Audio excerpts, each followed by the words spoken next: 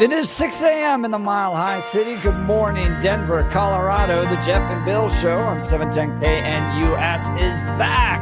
I'm your co-host, Jeff Hunt, along with Bill Thorpe. A little plumper after Thanksgiving. We're ready to kick off a whole morning for you of engaging discussions, critical analysis, and most importantly, your phone calls and texts, because this is where Denver's voice is heard loud and clear. So grab a cup of coffee, Denver. Let's dive into the issues that matter most to you right here, right now. Wow. Yesterday afternoon blew up online.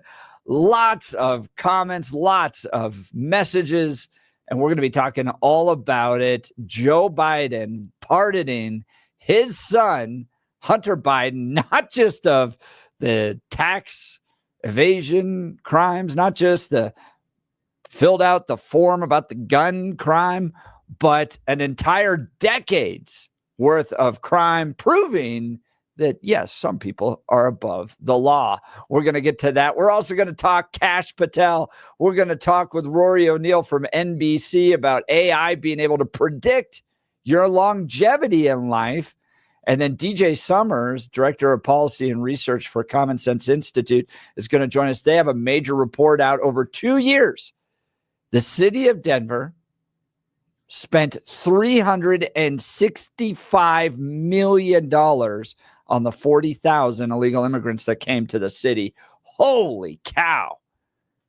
So we've got a whole lot to cover and talk about, including women are getting sterilized after Donald Trump's victory, saying it's their only option. They say that things get a little slow after the holidays. Not on the Jeff and Bill Show. We got a whole lot to talk about. But Bill, did you have a good Thanksgiving? Yeah, it was good. Yeah, it was.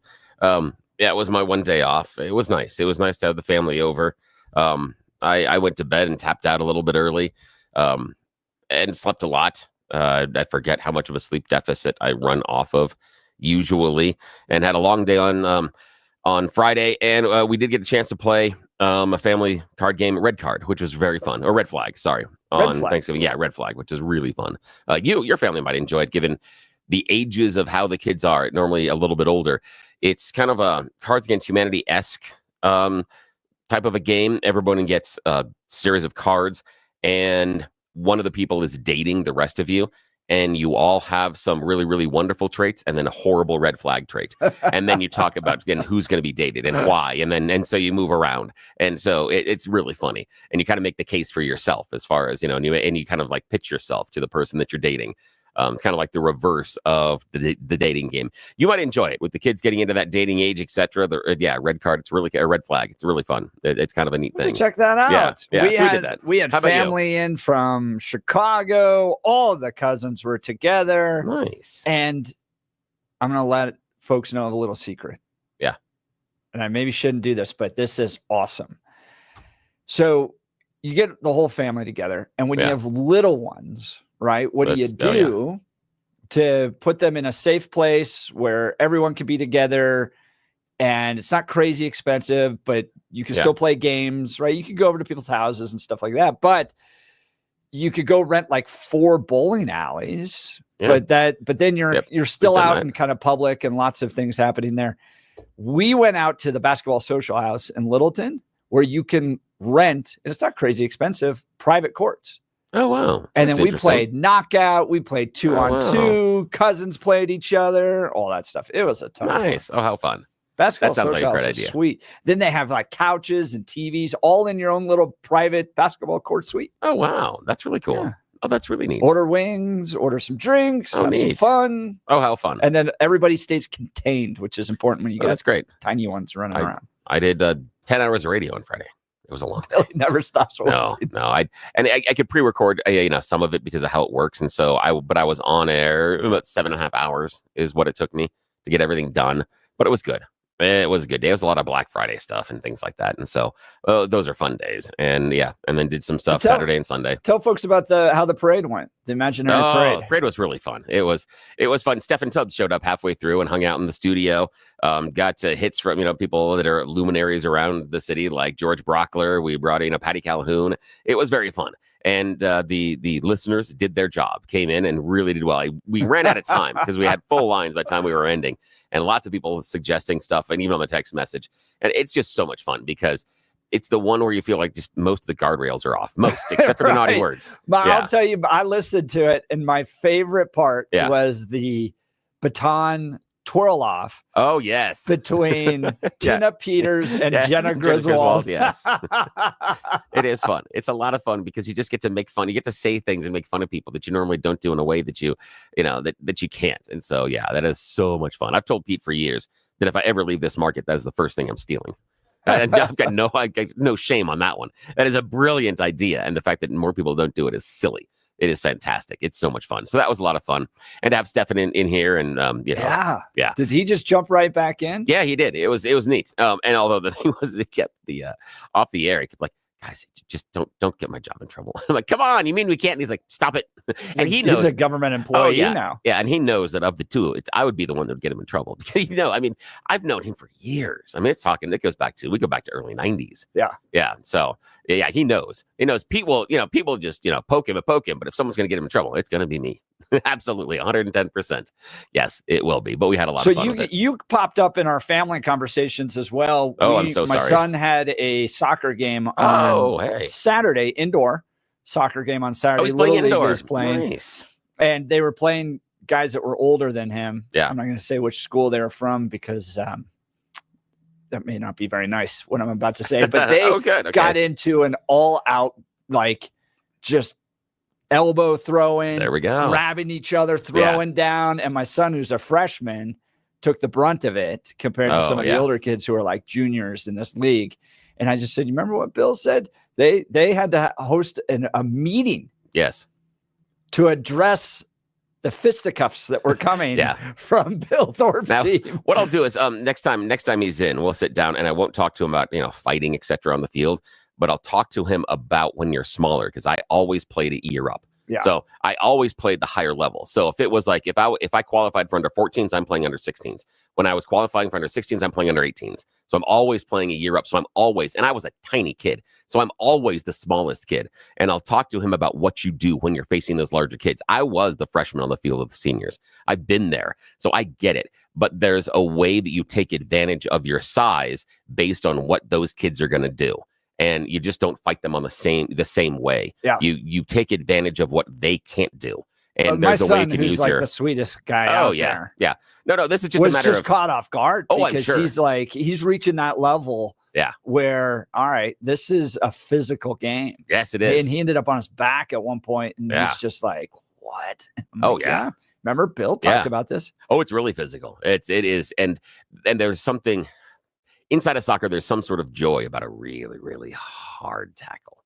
There's something really good about it. Now, not talking about the tackle that knocked Trevor Lawrence out of the game with the Houston Texans this weekend. Yes, I was going to say, did you see how physical all the football games were? Oh, yeah. I heard on the way in, $100,000 fines to Michigan and Ohio State for that brawl. Yeah, although I got to tell you, if I was on the Ohio State team and Michigan State went to plant the flag in the middle of my college field, we're fighting. I got no problem with that. We are fighting. No, you don't come in and plant your flag in the middle of the opponent's field. And I understand when Michigan went in there and they were going to do that, you better have expected someone to get punched. Yeah, so this is where I was a little torn on it because part of me is like, man, we have just pushed these rivalries to a point where now we're into just straight up brawling after the game. So maybe we pushed it a little too much. But at the same time, I'm like, yeah, defend your territory. Yeah. The idea is when Michigan came in to plant the flag in the middle of the field, no, you could do a lot of things. They could carry the flag around the field. They can go and wave it in front of the stands, things like that. They can wander around. You go to the middle of the field on where you have the moniker for the university and you plant your flag there. No. And someone might remember that one of the Sanders kids, one of Prime's kids, got in trouble for getting in a fight with someone disrespecting the CU logo in the middle of the field. Same thing. That is one of those things. And Michigan went there purposefully to do that. They went there to do it. So yes, that's a punching. Are you sending a message to KOA and Ross Kaminsky and Mandy Connell that you come here and plant the flag. Oh, yeah. It's not going to end up pretty for you? No, it won't. No, not at all.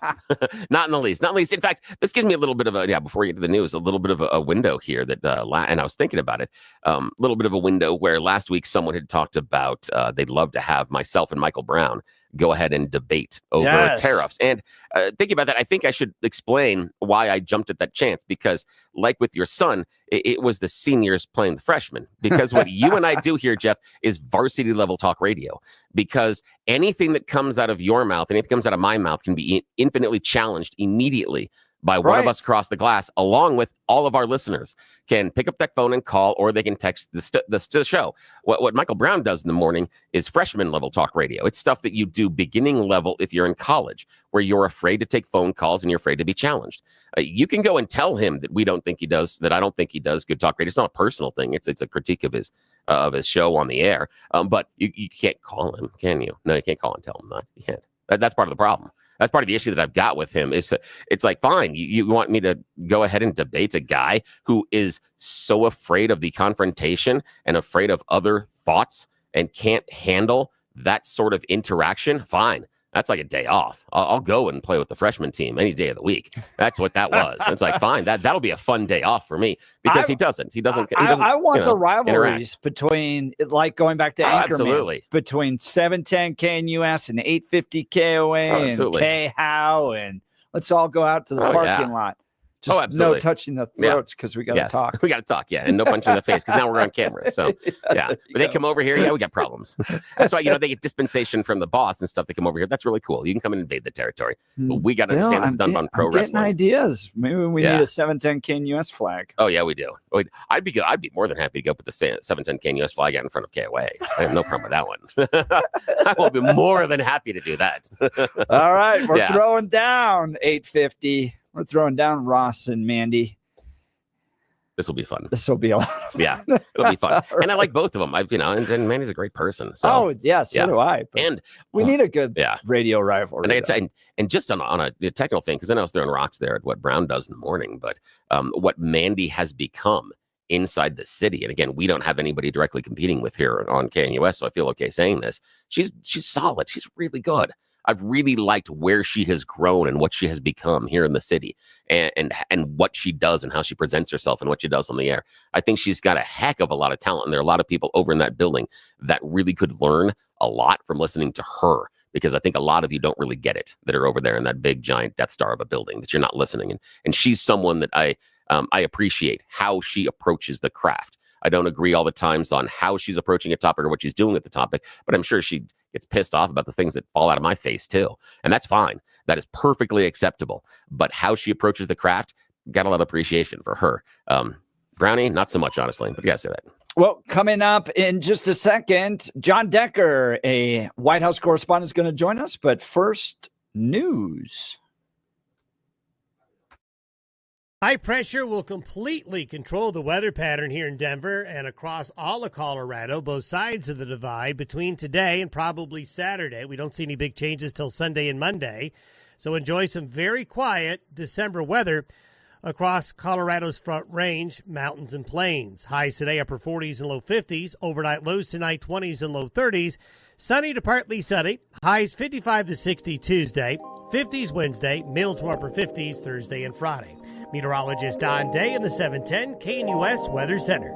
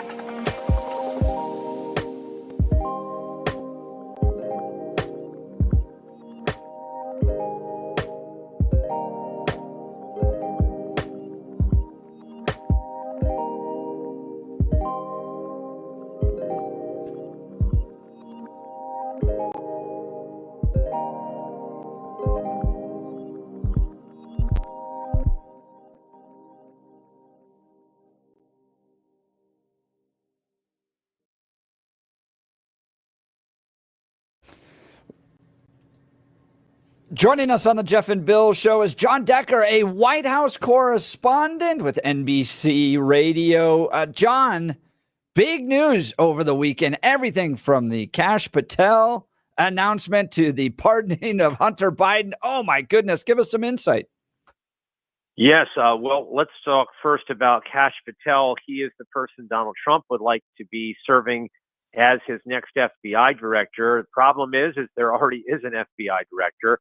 His name is Christopher Wray, and he has 3 years left on his term. Christopher Wray, by the way, was named to that position by Donald Trump. That was during Donald Trump's first term in the White House. So Kash Patel, if indeed he goes through that process of being the next FBI director, would not have an easy go of it. I think it would be a difficult and contentious hearing before the Senate Judiciary Committee. But we'll have to wait and see as that process gets underway in early January. As far as the pardon is concerned, late last night, Donald Trump indicated that he is pardoning his son, Hunter Biden, for the blanket pardon. It's pretty remarkable. It's for anything that he may have done, charged with, accused of, any of his actions over the course of 11 years, from January the 1st of 2014 all the way through December the 1st of 2024. And a pardon is a tremendous power that presidents have, and Joe Biden exercising that power to pardon his son, Hunter.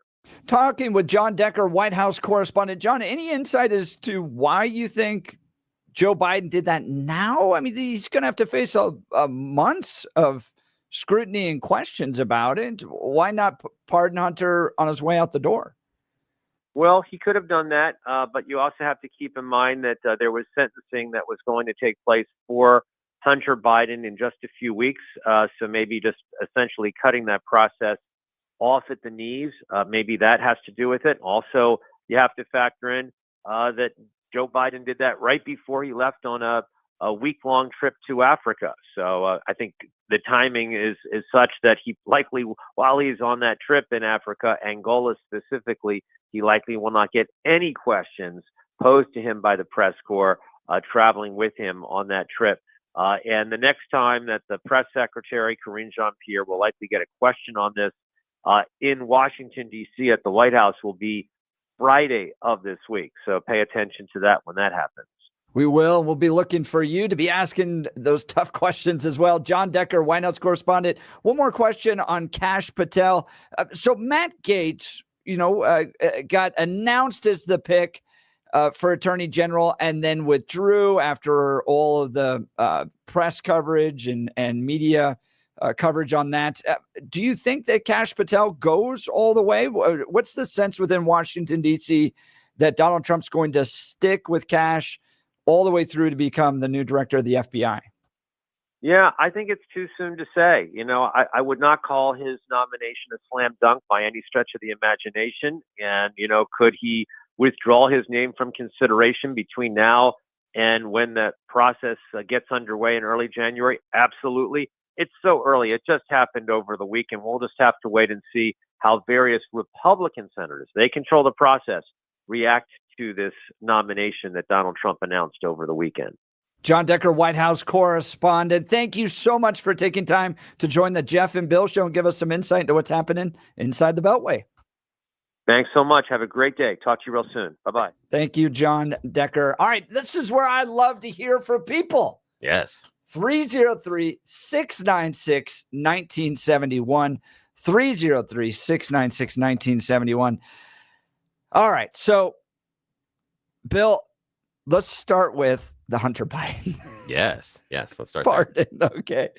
So when I first heard it, I went, well, yeah, I remember asking Donald Trump to do this because it was a gun form, right? Yeah. Like, we're going to put the guy in prison because of a form he filled out on guns. And yeah, he was wrong, but rising to the level of incarceration because he lied on that form, I was like, man, Trump should pardon him. And it would be, good fodder in a campaign season. Look, this guy's willing to pardon Hunter Biden. His own dad's not willing to. And it would create lots of, media coverage. And then I saw the breadth of the pardon. and was like, whoa, this thing is not just for the tax evasion charges. This thing is to blanket cover Hunter Biden for everything that's happened in the past decade. And then my mind went to, of course. And in many ways, this kind of feels like a breath of fresh air. Okay. Because this is actually how the world works. People are always out for their self-interests. And when Joe Biden was running around going, nobody's above the law, I didn't believe it. Nobody really believed it. And of course, when you're really pressed up against the wall and your family's pressed up against the wall and you have money, and most importantly, you have power, yes, you get the pardons, right? This is why we've never seen the Epstein client list. It's because people of means and power, yes, they live above the law. Yeah. It's just how the world is. So it's kind of like, finally, Joe Biden's being honest with the American people. Yeah, honest in the sense that he's no different. He's not above the law. He doesn't want his family to live above the law. He's just as self-serving as every other politician and person of power that is in this world. Yeah, that's just the reality. And Donald Trump pardoned his father-in-law during the last term and is now putting him into a position in the government. Yes. Yeah. So, yeah, this is how politics works, that if you have enough money, you get away with stuff. Yes. Yeah, absolutely. And Donald Trump had said he would pardon Hunter Biden as well during the political season. So, yeah, I don't understand why. I really don't understand why Donald Trump and everyone around him is so angry about this when they said they were going to do the same thing. They're just mad about the breadth of the pardon. But I think it's the breadth. It's 10 years. Again, they said they were going to pardon him. So what? Again, if you could have nailed him for something in the last 10 years, he was investigated during the Trump administration and throughout his father's administration. And the corrupt Biden Department of Justice finally got a conviction on his own son because they're so corrupt. They're so absolutely corrupt and weaponizing the Department of Justice that they got a conviction against his son, and now they wipe it away. Again, if they hadn't found it in the exhaustive investigation over the last couple of years, there's nothing there. And we've talked about the Burisma issue as well, and that's a bunch of crap. It's the timeline just simply doesn't work based on Burisma and the crimes that were alleged by a whole lot of people, including, I believe, potential FBI director. So there were a lot of people that talked about crimes that Hunter Biden committed in Burisma, and none of them held water. None of them at all. They're complete and total crap. So the idea, though, that they haven't been able to prove anything, okay, and now the rich kids get rich kid stuff. Okay, yet again. Okie dokie. That is the world. That's exactly what it is. And I'd also like to point out, Joe Biden seems to be admitting that the justice system can be weaponized against political opponents. I'm not sure about that one. Why do you say that one as far as what? That's exactly what he says in his statement. Oh. He goes, anybody who reads this case can clearly see that the only reason my son is being targeted is because of who his father is. Yeah. Again, it's weird weird that they, but again, I remember feeling like we said that for the last 4 years. Yeah, but isn't it Biden's Department of Justice that would be doing it? So they would be attacking his own son. So he weaponized against his own son. Again, weird thing, because it was his own Department of Justice that brought charges against him and named a special prosecutor. And he's saying it is. I know. Yes. The guy who said that he weaponized against him because of who his father is. And the guy who said that we had defeated Medicare during the debate. Again, not the best wordsmith. I'm not sitting there and saying, wow, he's up there with Plato as far as his rationale and his explanation for stuff. His explanations are stupid most of the time recently. And so, especially the last couple of years. So, absolutely. Want to hear from you all on Kash Patel, on Hunter Biden. Oh my gosh, what a weekend. It just continues to chug along. I am getting more and more excited about Kash Patel. I think he is going to get through. But you tell me. Oh, sure. 303-696-1971 or text us on the Dan Caplis Law text line 720-819-5050. 5115, 720-819-5115. I want to talk to you about my good friends at Black Eyed Pea of Colorado, locally owned and operated by Steve and Michelle. I love this restaurant. It's home-style cooking, worth going out for. With 8 locations, there's sure to be one near you. When's the last time you took your family to eat at the Black Eyed Pea?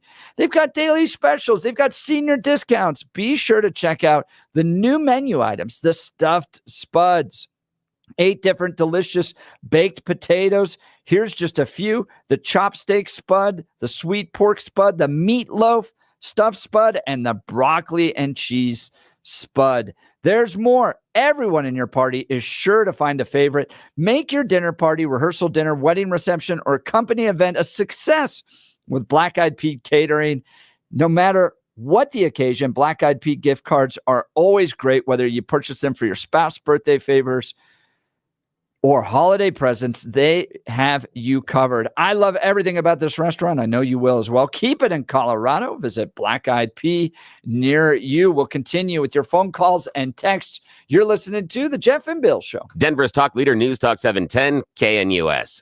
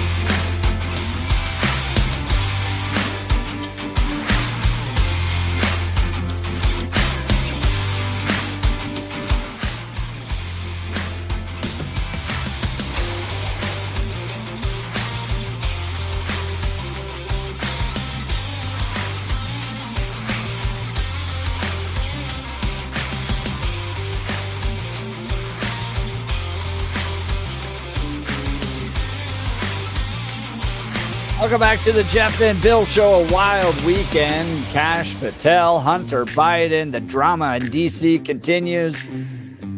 Bill, what's your concern about Kash Patel? That he's a QAnon conspiracy theorist. And that's kind of an issue, that if you're putting someone in charge of the FBI and they're going to be in charge of investigations and things like that, they probably should be clever enough to not promote conspiracy theories and conspiracy theorist websites, and not give voice to stuff that was bat guano crazy, as George Brockler likes to say. Post 2020 election, he talked about Italian satellites getting into the systems and flipping votes. Didn't happen. Nothing at all. No. But the dude that could be the leader of the FBI bought into it. Wouldn't you want to go investigate that, it. though? Why not investigate it? But hang on a sec. You could have online. You could have taken a look. I did. I took a look. And guess what? Bupkis. Nothing. And it didn't take me that long. It took me less than 15 minutes, if I remember correctly. And did he continue to push those? Yeah. That? Yeah. Really? He's continued to spend a lot of them. I didn't hear that. Yeah. Well, he's pushed a lot of conspiracy theorists. He was on several QAnon, adjacent to QAnon pushing podcasts in the last 12 months. Yes, absolutely. That's a concern. That's a concern, that you have someone that is going to be in charge of trying to ferret out possible criminal charges and what the truth is, and he can't figure out what the truth is.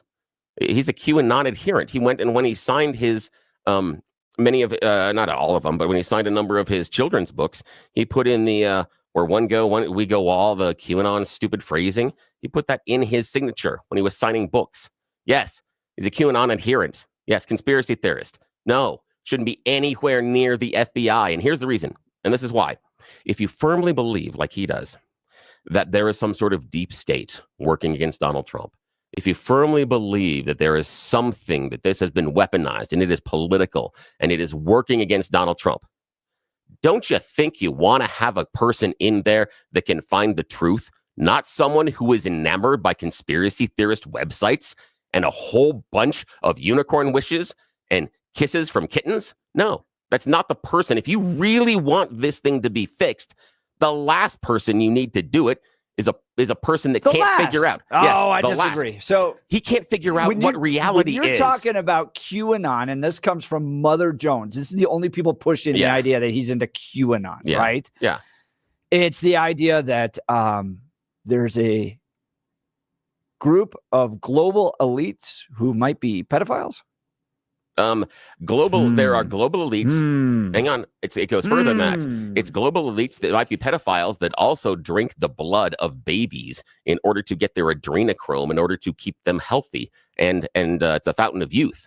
And there's all sorts of other things they do as well. We had a gentleman that showed up at a pizza parlor in New Jersey looking for the fake alleged basement that doesn't exist, and brought a gun because he was going to free the kids. And Kash Patel was part of that conspiracy? Yes, he gives voice to that conspiracy. He gives voice to QAnon conspiracies. Don't you want the global elites that might be pedophiles investigated? Because I haven't seen a Jeffrey Epstein client list yet. No, I haven't. And he wants to release that.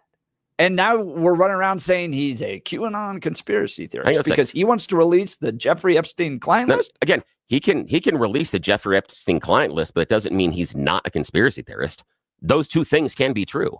He can absolutely release the Jeffrey Epstein client list and still be a conspiracy theorist. He can still believe that Italian satellites went in and tried to change the. I think it would be helpful to have a little conspiracy theorist at the top of the FBI and expose some of this stuff. No, explain because to me. I think the FBI is corrupt. But how does a conspiracy theorist help? Because he's not going to go in lockstep and believe that everything that the FBI is doing is for the good of the country. How about this? If he's a conspiracy theorist, he's open to absolutely BS things, and that's the stuff that he's going to end up investigating. He has promised to go after the politicians and the media that fixed the election against Donald Trump in 2020, the people that stole the election. He said he's going to go out and prosecute them. There's no proof of that. I understand your position about people changing rules and stuff. That's not what he's talking about. He's not talking about going after the people in the legislature that changed rules about how many ballots you can pick up and when we were going to change the dates. None of that you talk about. He's talking about the Tina Peters type stolen conspiracy election stuff. That's where he is. And you want that at the top of the FBI? If he can't figure out that doesn't exist, he shouldn't be anywhere near that position. And that's the problem. And the thing, I've seen the Mother Jones thing too. The thing is, the timeline that they put out works. That's the issue. We can disagree. Mother Jones is super lib. And I pay attention to them because I want to see what they're mad about. Most of the time, I find it entertaining. But this, I went and I read, and I think it's David Corn's piece. And he outlines the stuff that he's got there is fairly solid based on a timeline. And that's part of it, the timeline doesn't change, just like with the Burisma and Hunter Biden. It is the timeline that disproves that Hunter Biden and Burisma were dirty. And here, it's the timeline that proves that Kash Patel is a QAnon adherent. Not totally deep into it, but gives voice to it, puts stuff on his social media about it, and says that we should listen to it, and these people have some stuff right. No, they don't. Here's the critique I hear, is that he's not part of the system. Ergo, he's not going to play by the rules of Washington, D.C., so he's a problem. And when I see that critique, and when I hear things coming from Mother Jones, it's that exact critique where I go, that's why he's going to be great at disrupting this system that I think has become corrupt. When you look at Andrew McCabe, when you look at James Comey, when you look at the breadth of the work of the FBI, that's not only threatening the civil liberties of those on the right, but also those on the left. I want to see a shakeup within this institution, and those that are concerned about Kash Patel should be, because I think he's going to change things, shake it up.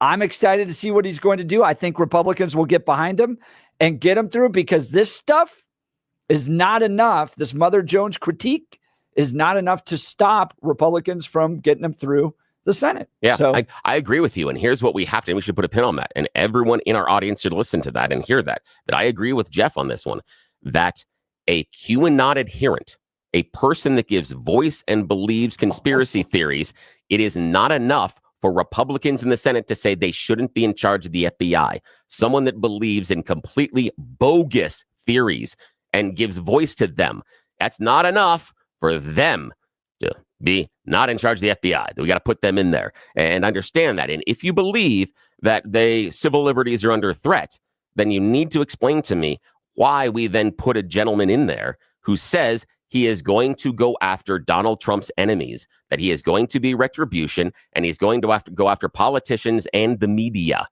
That to me, you don't have a civil liberty to be corrupt. But that seems to me to be the violation of civil liberties, because he's going after people as far as he hasn't said they're guilty of anything yet. He's decided they're guilty, and then he's going to go after them. So he's putting the cart before the horse. He's doing exactly he's going to go investigate. He has a theory. He can't put people in jail. They have to be tried. He said he was going to. But he can investigate. He said he was going to. He's going to arrest these people. And again, the media and stuff. And you're talking about the idea of a constraint on civil liberties. Yet the person that you want in charge says they're going to arrest the media. That's an odd play. If you're really concerned about civil liberties, it's really weird that the person you think is going to correct it is going to go out there and start arresting people like media professionals. That's a weird play for civil liberties. The FBI internally, Peter Strzok, Andrew McCabe, James Comey, are so corrupt and have partnered with the media to go after their political opponents. It's time to return the FBI to its original job, which is going after bad guys, not political enemies.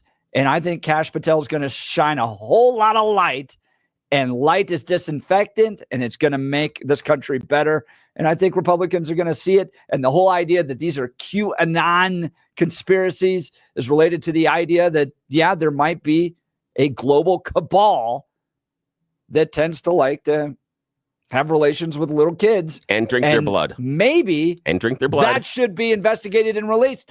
And the prime example that hasn't been is nobody's still seen Jeffrey Epstein's client list. So it's time to release it. Got to put in the blood drinking part, because that's an important part of it. That's the reason. That's why they stay young. It's not just pedophiles. It's the idea that they're sacrificing the children and drinking their blood. You've got to put that in there, because that is part of what Patel is. And if that's not even in the Mother Jones article.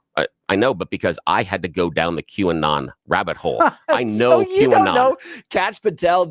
Kash Patel has been saying that there's a global elite drinking children's blood. No, I'm saying that's what QAnon says. And if he's an adherent and he gives voice, hang on. You're yes. You're trying to connect dots that aren't there. No, yes, I am. Because he says that a lot of the things in his voice, his own voice, he has said that he thinks a lot of things that the people on QAnon get are right, and that they've got a great acumen for finding out the truth, and we have to listen to them. And that is their lodestone. Their lodestone, and the entire reason QAnon exists is because of that conspiracy. And you can't disavow the lodestone and still say they have other Bill, things that's right. not a fair attribution. Yes, it is. That is not a fair Yes, it is. attribution. All right. Look, do you wake up with joint pain? Does it hurt when you do even the most routine physical activities? Have they told you it's time for knee or hip replacement surgery? Stop what you're doing and listen. You deserve a life of comfort and ease with no surgery and no meds. And QC Kinetics can get you there. QC Kinetics is the nation's leader in regenerative cellular treatments for joint pain. This is an all-natural approach that harnesses your body's own healing properties to treat the root cause of your arthritic pain. Everybody's talking about this now, and it's so cutting edge. This protocol, developed by QC Kinetics, they're really life-changing for so many people. Tens of thousands of satisfied patients with more every day. Yes, you can have real lasting relief from chronic joint pain without drugs, without surgery, and without downtime. I had surgery recently. It knocked me out for 3 weeks. I'm finally feeling better. And if I could have done it without got the relief I needed without surgery, it would have been so nice. But QC Kinetics can actually get you there. We had Joel in studio just a few weeks ago talking about how much better his life is because he checked out the people at QC Kinetics.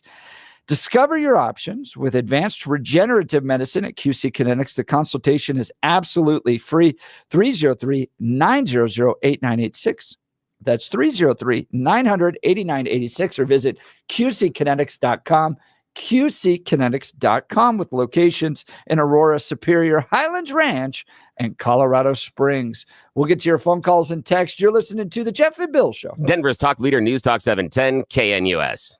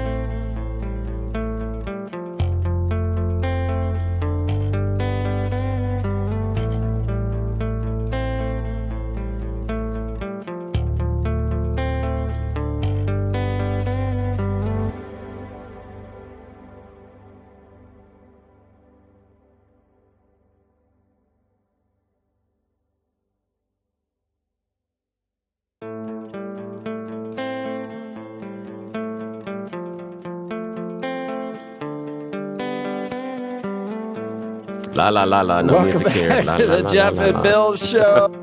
I have It's some music, Monday but I can't play morning it yet. after Thanksgiving, but we're going to give the people what they want, Bill. Yes, it is that time of the morning where we get to play You Choose the News. Yes, we make questionable decisions because nobody in charge is awake yet. We call this You Choose the News, America's favorite fake radio news game show. I have spent the weekend scouring the interwebs for really dumb stories about us humans and given them more ridiculous headlines so we can play this fake radio news game. Adam Walker from our video room is going to join us, but he has made his choice prior to the game. We will have his choice in the second position, but first, Mr. Jeff Hunt is going to choose these stories. Now, choose carefully. We only have about 8 minutes until those in charge awake and can get angry at what we are doing. Here we go, sir. Your headlines are: number 1, searching for a friend. Headline number 2, can't see the problem. Headline number 3, fish heads, roly-poly fish heads. And headline number 4, expedition failure. Your choice, we're sir. going with fish heads.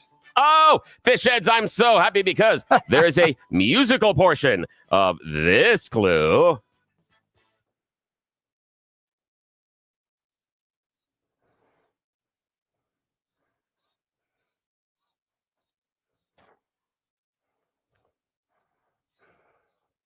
Yes, fish heads, roly-poly fish heads are now coming back as a fashion accessory. Shout out to all my Dr. Demento fans that understand this reference that we're doing right now. Brings you back to childhood, doesn't it? I have no idea what evening. roly-poly fish heads is. I know. It's just my own. But there are people in our audience that understand what this is. Yes, it is fish heads, Barnes and Barnes from Dr. Demento. Alrighty, here is the story. It hasn't been in fashion for over 30 years, but it looks like a dead salmon on your head is finally cool again. At least for the killer whales. It hasn't been seen since the mid-'80s. Orcas off the coast of Portland were seen in Puget Sound and Seattle, seen swimming around with dead salmon upon their heads. It didn't seem to have any reason to have a salmon hat. It didn't serve any particular reason at all, other than some sort of fashion accessory. And it disappeared until just recently. Scientists once again are finding orcas swimming around with fish heads upon their craniums. Yes. So just kind of proving that, just like all the clothes you have in your closet that you never gave away, eventually everything comes back in fashion. Now, orcas can live up to 90 years, and they think that for whatever reason, some of the orcas that were involved in the original fashion trend of salmon hats are doing it again. They don't know the reason, the cause. It doesn't serve any purpose. But again, fish heads are now back in fashion. Yes. And I get to play the song. Sushi on the head. Yes, it is. All right. Now, the second choice, Adam, he said, can't see the problem. And this is wonderful because we are traveling right here. Adam's this dark silhouette over there. Yes, it is. We're traveling to our wonderful own North Glen, Colorado, and meeting Mike Rodolfo Blee because he is now going to be spending 12 months in prison because he's not really blind. Now, he is a veteran of the Vietnam era, and he started receiving disability payments back in 1969 for visual impairment. He does have a minor visual impairment due to some macular holes in his retinas. But come 1983, he began exaggerating exactly how bad his eyesight was, and he moved his disability payments up to 100%, when his true payment should have been somewhere around 10%, only because of what he lost. And the VA did an investigation and figured out that he actually was going to see another optometrist who said that he is 20/30 in one eye and 20/40 in another. Oh, yeah, he even had a driver's license and drove regularly without any noticeable difficulties. He didn't have a cane nor would act blind when he went into the exactly. other He didn't have a dog or a cane or nothing. So he's now going to have to pay back the nearly $1.3 million he has taken in disability payments. Ooh, he's not going to be able to pay that back. No, he won't. So, final choice this morning, sir. Searching for a friend or expedition failure? Expedition failure. This is an expedition failure. Passengers on an Antarctic cruise are now staging a hunger strike because they're never going to go to Antarctica. Now, what happened is the cruise company operated by Swan Hellenic left Cape Town November 13th, for a 21-day voyage to the southern region. They were going to have all sorts of wonderful stops, places like Elephant Island, Herona Island, Paulet Island, Brown Bluff, Duvel Monument, Yankee Harbor, Deception Island, but they ran into some engine problems, so the boat has to go back to port, and they're never going to get to see Antarctica. they're really, really super mad about this because each one of them has paid more than $10,000 for this trip. Yes. And so far, the cruise company says, we'll give you a 50% refund or maybe a discount on an upcoming cruise. Other than that, you can bite me. So they went on a hunger strike? Yes, which again, weird way to do it. But still, I had no idea you could do this. Like, could the airline go, yeah, we're having airline troubles. I know we're supposed to get you to New York, but good luck in Toledo. I mean, no, I don't think we can do that. Right, but I don't understand how a hunger strike solves it. Not at all. I guess it gets media no attention. clue. Yeah, I know. We got to go. That's the end of this. Would you have pardoned Hunter Biden? Want to hear from you. You're listening to The Jeff and Bill Show. KNUS.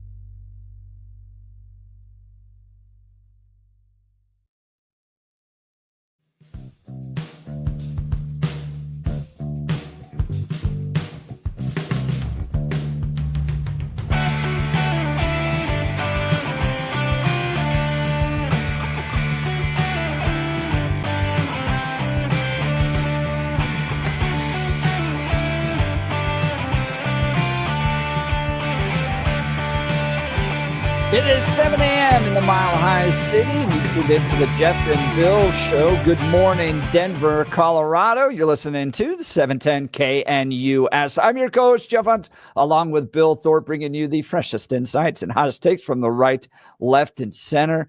Congratulations. You just woke up in the greatest country in history. You probably don't feel as happy as Hunter Biden getting a whole 10 years of get out of jail free cards. I want to hear from you. Give us a call, 303-696-1971, or text us on the Dan Caplis Law text line. A good thing? Well, Governor Jared Polis doesn't think so.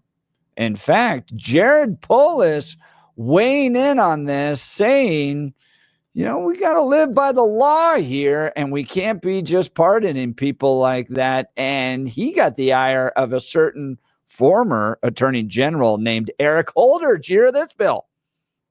Yes. This is wild. Jared Polis, upon hearing that Joe Biden had pardoned his son, said this: well, as a father, I certainly understand President Joe Biden's natural desire to help his son by pardoning him.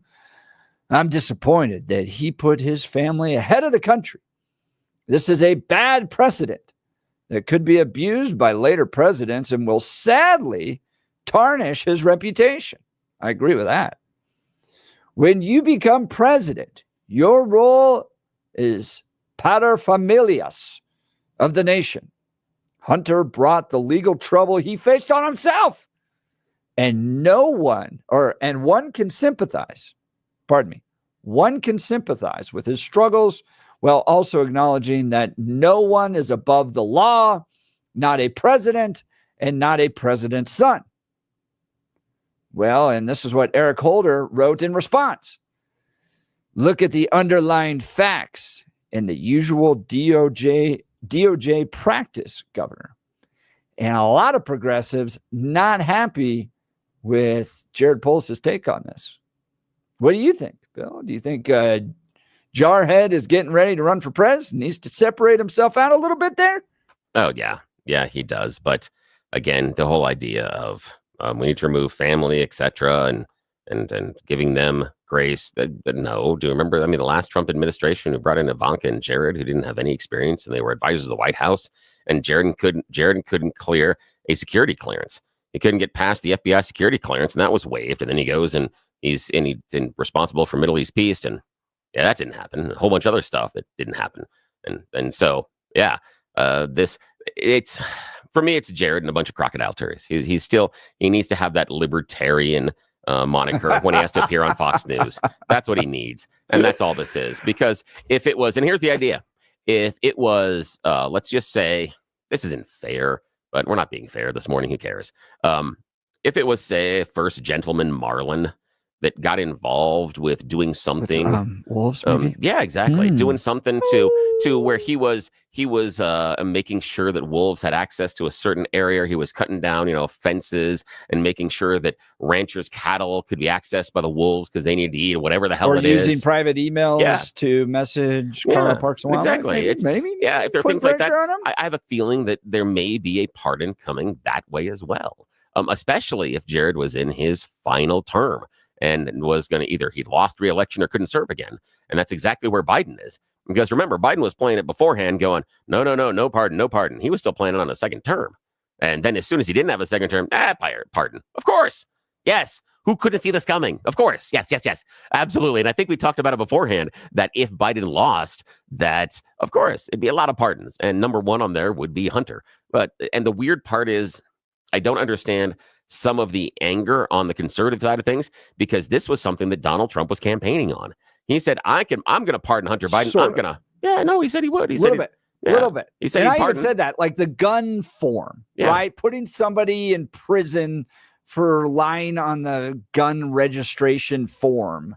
Yeah. Come on. But we don't have any proof of him doing any other bigger crimes. This was a blanket 10-year. Yeah. But we don't really have. Get out of free for whatever you did with anybody at any point for the last decade. Holy cow. That is excessive in my book. And I do find a little bit of relief.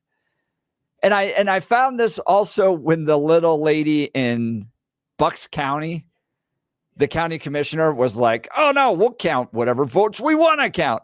I appreciate it when Democrats are just honest with who they really are. And it actually rubs me the wrong way when they're like, no, of course our elections are the gold standard. There's nothing wrong here. We're totally above reproach. And then all of the passwords get leaked, right? Or when Joe Biden's like, we're we're not going to put anybody above the law. Nobody's above the law. And then, of course, he pardons his kids or his son. There's like a refreshing side of this where you go, they're actually acting like who they really are, which is out for their own self-interest. So there you go. All right, let's get to the phone lines. Francis Golden. Good morning, Francis. Hey, gang. Hey, is this the same Jared Polis who, after communicating with Kim Kardashian, decided to basically relieve the sentence from our truck driver friend who incinerated like 6 people on I-70? Yeah. Oh, Francis, I forgot about that. Brilliant. Yeah. Yes. Good job, Francis. That's fantastic. You're right. The problem with Jared Polis and the problem with pardoning Hunter is Hunter didn't kill enough people, evidently. Right. Yeah.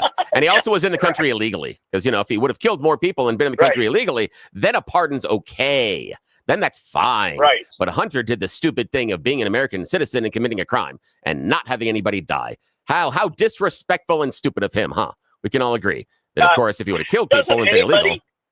Yes. Doesn't anybody have a memory anymore? Like, it's just, it used to be shameful to be stupid, but now it just seems like you can wear it like a moniker. Like, it's like people take pride in dunce caps or something. I don't know. Like, somebody should point this out. There's a Kash Patel reference I'm not going to make there because we'll start too much of an argument and we got a guest coming up here. But I'm not going to say anything there about them. No, that's all right. I dig the conspiracy theory problems because basically it's the simpleton's way out. You can't understand what happened. Therefore, it's got to be somebody's plotting against you. It's don't get me started. Those people all need to be dunce capped in the corner too. Yeah. So all the conspiracy look, Francis. The same. Yes. There's a lot of conspiracy, and I'm putting those in quotes that the COVID leak came from a lab, and it did.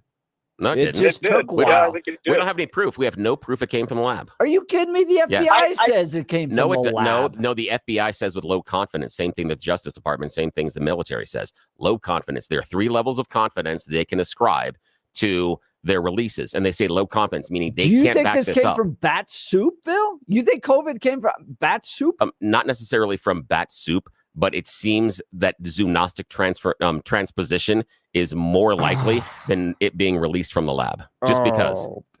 I'm sorry. I gotta give Jeff his kudos here a little bit because I think that is at least it's moved from being wacky into a possibility. Yeah, it's a possibility. Category. And I don't discount that. I mean, I just don't. I think that you can kind of figure things out over time. But look, man, the Kash Patel stuff, some of the stuff he believes is nuts. Like what? I mean, the QAnon stuff is just nuts. But Francis, there's this like attribution that's happening here that because he believes that there's a global cabal that likes to have sex with little kids and drink blood. But he's never said that, Bill. You can't fairly attribute that to him. But what I can fairly attribute to him is the idea that he said Italian satellites stole the election for Joe Biden. Not true. Not true in the least. And there's a series of other things. And then when he signs books and he says where one goes, we all go, and he does the QAnon phraseology, he's buying into their brand of conspiracy theories. He's giving voice and he's giving purpose to each one of them. And on numerous podcasts and other interviews, he said they have a valid point. No, not okay. That is not okay. That is crazy sauce. Who has a valid point? QAnon. And that is crazy sauce. No, that's crazy. And you got to be able to call it crazy. You know what happens nowadays is people like to hide behind stupid ideas and call it like, well, it's just what I believe, or it's just an opinion. And it's like, the follow-up corollary question should be, why do you have such a stupid belief or stupid opinion? Because it's stupid. I mean, you got to be able to call people out when they're dumb. I mean, for God's sake, it's just, it's shameful. They should be ashamed to have these beliefs and opinions. I mean, there's people out there who think the earth is flat, for God's sake. But guys, you can't attribute all of this to Kash Patel. You just can't. But when he says, he never said anything about drinking children's blood. We've talked a lot about that today, which is just weird. But he doesn't have to, because what he does is when he posts a flaming Q on his website, as he did earlier on his social media, as he did earlier this year, he is giving voice and he's winking to them. He's saying, "I believe what you believe." This is a weird conspiracy theory. And he's saying, "I believe he is somehow totally into QAnon and the drinking of children's blood." That's a conspiracy theory, guys. No, I'm calling you out on it. No, you're not, because he posts that he's part of QAnon. He posts Qs on his social media. He makes reference to it inside of his interviews. When he's signing autographs and when he's signing his children's books, he uses the phrase from QAnon. He shows that he's a QAnon adherent. This is Mother Jones liberal progressive stuff. Francis, I appreciate the call. Thanks. Would you support Kash Patel as the new FBI director? I don't think that the people that are all concerned about conspiracy theories have a leg to stand on, because they were willing to push Russian collusion for years, including the FBI. Yeah, and so the idea that, oh my gosh, somebody's going to have a conspiracy theory, when they were willing to run out there with their conspiracy theories for years and use the breadth of the federal government to try to prove it, not interested. But Patel was wrong about the Russia, and it wasn't a hoax, and Robert Mueller proved totally that. Was. We don't really want to go back over the Mueller report again, do we? We don't. No, we really don't, because we really don't, because Mueller proves it. Now, there's no collusion. It doesn't rise to the legal. No collusion. Yes, but there was cooperation and sharing of information. Yes, absolutely. And he proves it. And outside of the Steele dossier, he doesn't use a Steele dossier. He uses everything else. No, and the he does prove it. Dossier was put together by opponents of Donald Trump, and it was absolutely influential within the FBI. That is clear. It is not part of the Mueller report. So that doesn't matter, but Mueller shows the connections and coordination inside of the Trump campaign with Russian intelligence. It kicked off a ton of FBI activity, and it was pushed by political opponents. All right. That is not my statement. My statement is about Mueller's report, and he does not lean on the Steele dossier at all, and still proves the coordination between Trump's campaign and the Russians. And I'm telling you that the FBI got all worked up over Oppo research put together by a political opponent, used that to go after Carter Page and get FISA warrants, and we're concerned about conspiracy theories? Yeah, except Carter Page said he was working with the Kremlin at the time. He said that. And that we should be changing the subject. No, you're the one that brought up Carter Page, and you're the one that brought up that we're concerned about it. I'm telling you that the Steele dossier was the foundation for the FISA warrants against Carter Page, and it was Oppo research, and now everybody's concerned about conspiracies. But Carter Page admitted and said that he was working for the Kremlin at the time, and giving voice for them. He said that contemporaneously during that time as well. So it's You're not changing just the subject. No, I'm not. Yes, I'm totally not. I'm talking about Carter Page. You're the one that brought up Carter Page. I'm talking about what was Carter. used to get the FISA warrant. Was a conspiracy theory. And now the Steele dossier. I said in part. And now we're all. Oh, I thought you said what part? No, I said and now in we're part. all concerned about conspiracy theories. Sorry. I don't think it's there. All right, we've got to get to news. And then coming up in a second here is Rory O'Neill, national correspondent with NBC Radio. AI intelligence, artificial intelligence might be able to tell you when you're going to die. You're not going to miss this. All right, let's check in on news. High pressure will completely control the weather pattern here in Denver and across all of Colorado, both sides of the divide, between today and probably Saturday. We don't see any big changes till Sunday and Monday. So enjoy some very quiet December weather across Colorado's Front Range, mountains and plains. Highs today upper 40s and low 50s. Overnight lows tonight 20s and low 30s. Sunny to partly sunny. Highs 55 to 60 Tuesday. 50s Wednesday. Middle to upper 50s Thursday and Friday. Meteorologist Don Day in the 710 KNUS Weather Center.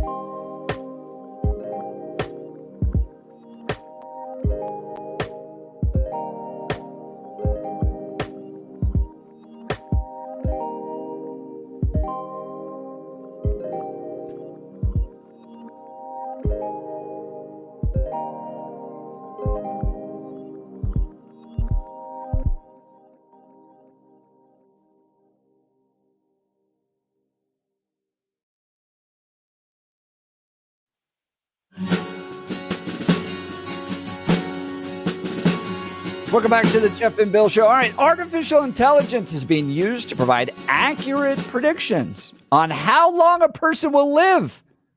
And those who are embracing the technology are changing their lifestyles. So basically, do you now have an expiration date thanks to artificial intelligence? Well, Rory O'Neill, national correspondent of NBC Radio, joins us. Good morning, Rory. Hey, good morning. The question really is, do you want to know the expiration date? Right. I personally, I would, because then you can kind of plan backwards. Like if I think everybody thinks about this, right? If you had 6 months left, what you would totally change your life. You'd be like, I'm done working, or I'm going to go do what I can do, enjoy time with my family, and really soak up every last minute. Wouldn't you? Wouldn't most people make those changes? What do you think? What if I told you have 30 years left? Yeah. Then you'd probably just settle into you're trying to make as much money as you could for your family, right? Like most of us do.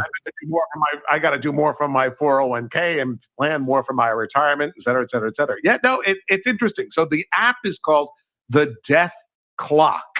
It's an AI-powered longevity app. By the way, it's $40 a year. You have to subscribe to this thing. But it uses about 53 million participants and 1,200 data points per. And then they get information from you, your gender, where you live, how much you make, what health you're in, all these kinds of things. And then it will continually update the date it expects you to die. Wow. Now, I've always been torn on this because you have people that just totally shake off all of the recommendations that come from doctors. They eat a McDonald's every week, every day. I remember reading this lady drinks Dr. Pepper every single day, and she's outlived the 4 doctors who told her not to drink Dr. Pepper every day. So you always have these folks that just shun conventional wisdom, seem to live long, healthy lives. And then there's the rest of us that try to follow all the rules, and who knows when we're going to die. So the app is called the Death Clock, huh? It is. And again, it's, or it's the marathon runner who gets hit by a bus. You're like, oh gosh, the poor guy's been taking care of himself forever. And, to only to go and get hit by a bus versus, as you said, the person eating McDonald's and drinking a Dr. Pepper every day for 85 years and still going strong. So yeah, it's strange. But again, look, insurance companies, life insurance companies have these actuaries that try to calculate the best estimates on average. But this app, they say, big emphasis there, can do a better job with more specific information targeted to you. Talking to Rory O'Neill, national correspondent, NBC Radio. Now, Jamie Dimon over the weekend was also saying that, and he's the CEO of JP Morgan Chase, that maybe because of AI, people will live to 100 and not have cancer. And that'll just be the average life expectancy, 100. Do you think AI could, help people get to that level, help science get to that level? Look, the problem is in the U.S., our life expectancy is actually going down because of our terrible sedentary lifestyles and our awful diets, right? So in the U.S., life expectancy is actually on the decline. So that's, but in other countries around the world, things are on the upswing. And, perhaps a lot of it does have to do with, again, diet and sitting in front of the TV all day, again, eating McDonald's, Dr. Pepper, and not being active enough. So I think that, we might be able to find some cures for some things, but it might not be enough to overcome some of those lifestyle choices that are really, really detrimental to our existence. Yeah, and I imagine the app takes that in. By the way, we're talking with Rory O'Neill about the Death Clock app using AI to figure out when your expiration date is. Does it take into consideration, what you eat, how often you exercise, kind of the traditional things that we all know are important to stay healthy, or is there anything new or proprietary in this? Probably not your diet, because you'd have to input all that stuff. I mean, maybe it'll ask you questions along the way that you'll lie about. But if it's got your phone and your watch, and it can be a better monitor of the steps and the movement that you have, that might be factored into this. Again, it's a changing number. I'm not sure how often they change it, but again, they're also going to get the $40 from me out of my cold, dead hands. Well, Rory O'Neill, national correspondent of NBC Radio, I think I want to say thank you for helping us figure out how long we might live. But that's one of those apps that you go, all right, I got to weigh it, right? Am I here for a long time or am I here for a good time? I think that's the question that we all ask ourselves on a daily basis. And it's probably a balance of both, right? We're not going to just do everything to live by the book and hopefully stretch it out to 100, 105 and not have any fun. But at the same time, you got to balance it out. You can have some fun. You also need to live a healthy lifestyle. Rory O'Neill, national correspondent, NBC Radio. Thanks so much for joining the Jeff and Bill Show. Thanks. Talk to you soon. The Death Clock app. Bill, do you want to know if you have an expiration date? No. It's like what Pete always says, that if I knew where I was going to die, I wouldn't go there. So same thing. No, because it's the idea of a ticking, and you get to this fatalism about nothing that I'm going to do is going to change when I'm going to die. So do I have to necessarily do anything? I understand that it's using the idea it's supposed to be this motivation the other way, but I disagree. I think it's a motivation, not the opposite. That it's like, if I know it's this much time, who cares? I would love to know it. No, that's not I would fun. just work my way backwards. Yeah, if it was like no way. sure, like April 15th, 2073, you're dead, I'd be like, all right, let's do the math backwards. Yeah. I'm going to work till here, and then I want to spend 15 years playing golf and scuba diving and enjoying But what if it's my retirement and all that But what if stuff. it is May of 2025?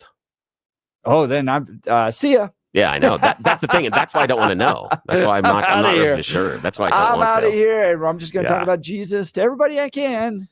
Yeah, that's why I don't want to know. It's that to me is too fatalistic. I dislike that type, that certainty inside of what I believe is, our but gift how of do you life. balance that with the idea that you are going to die? I mean, it is 100%. It's a surprise. I like surprises.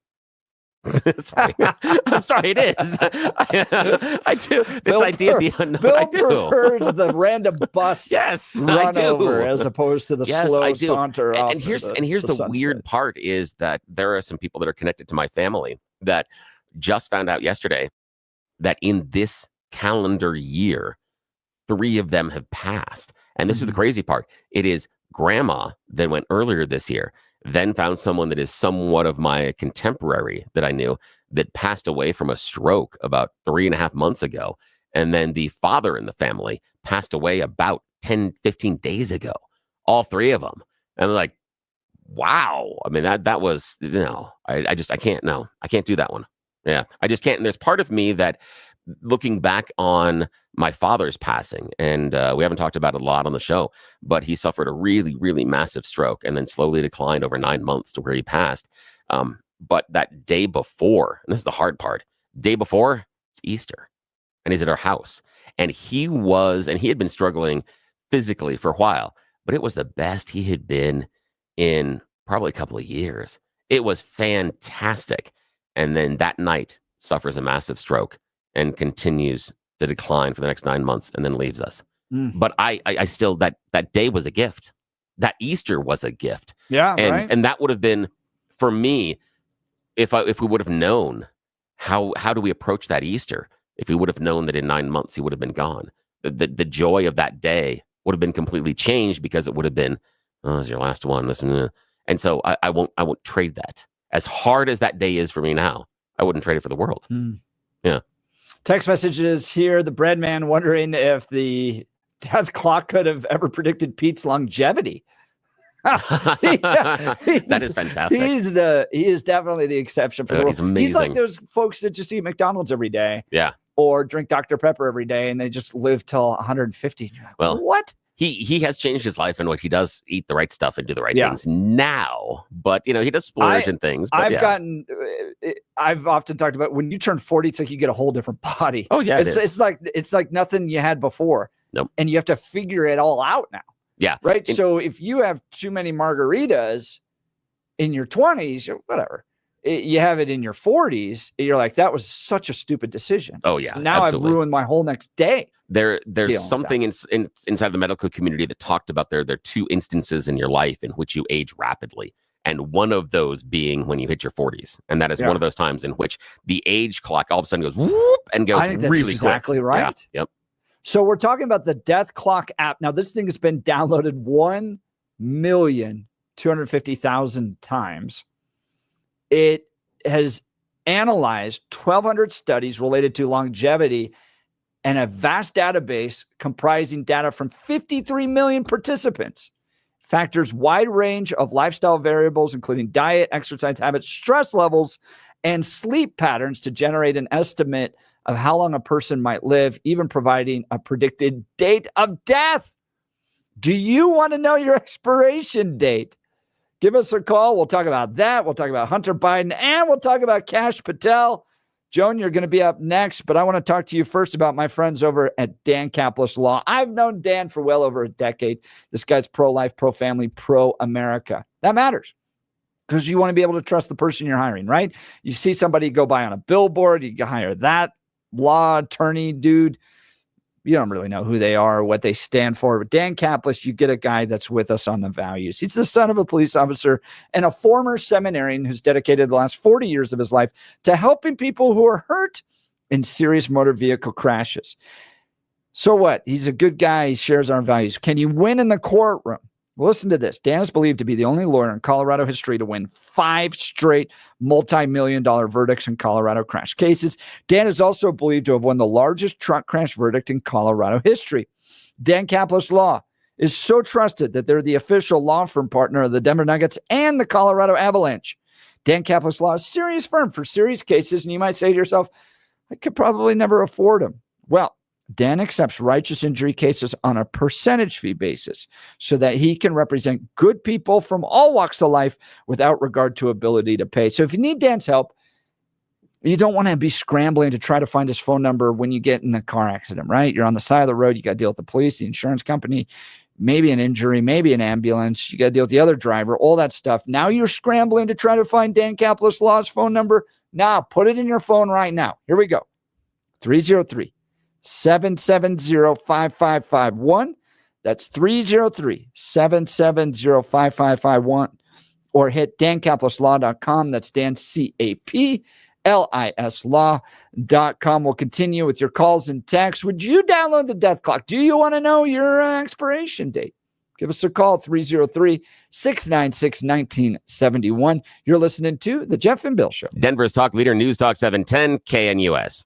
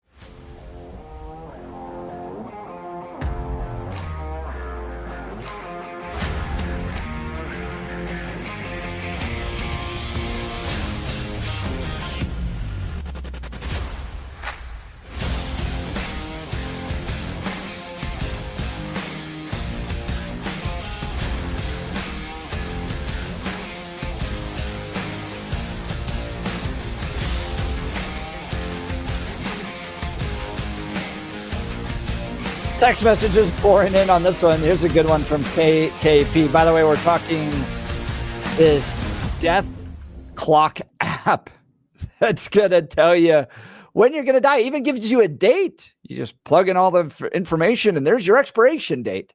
Do you want to know it? Would you want to know it? KPP texting in. You're missing the one and only purpose of the death clock. They don't give a rip about your health. They want your data for marketing, an extra $40 on top of it. Also, your insurance rates. Can you sue them? Can you sue them if it's wrong? I don't know. Probably not. Probably the insurance company is super curious about this too. They're going to change your rates based on when you're going to die. Yeah.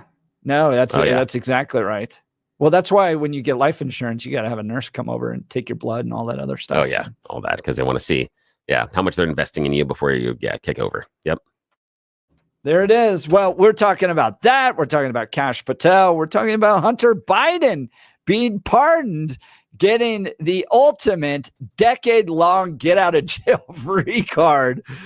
Man, talking about being born under a lucky star. You can do all that he's done, and it's just wiped away. Let's go to the phone lines. Joan Lakewood. Good morning, Joan. You're on the Jeff and Bill Show. I can hear. Good morning. There we are. Hey, how are you? Good morning. How are you doing? Doing pretty good.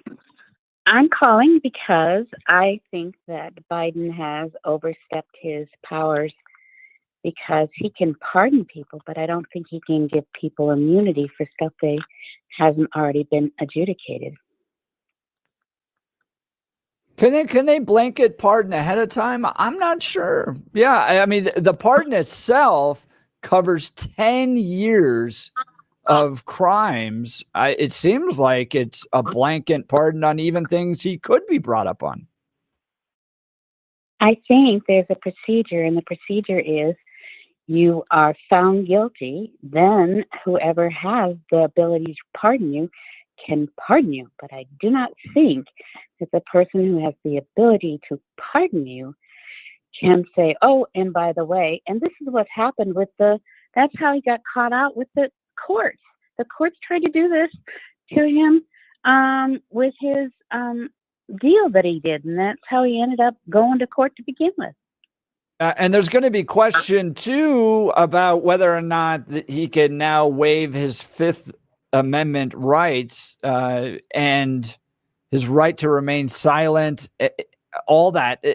Can he now claim that if he can't be prosecuted? So if he goes before some of these congressional hearings, does he have to testify? I saw some attorneys exploring that. That's a legal issue that's going to have to be explored, because I don't think that Republicans are going to let up on what the Biden family did with regards to foreign payments to influence Joe Biden.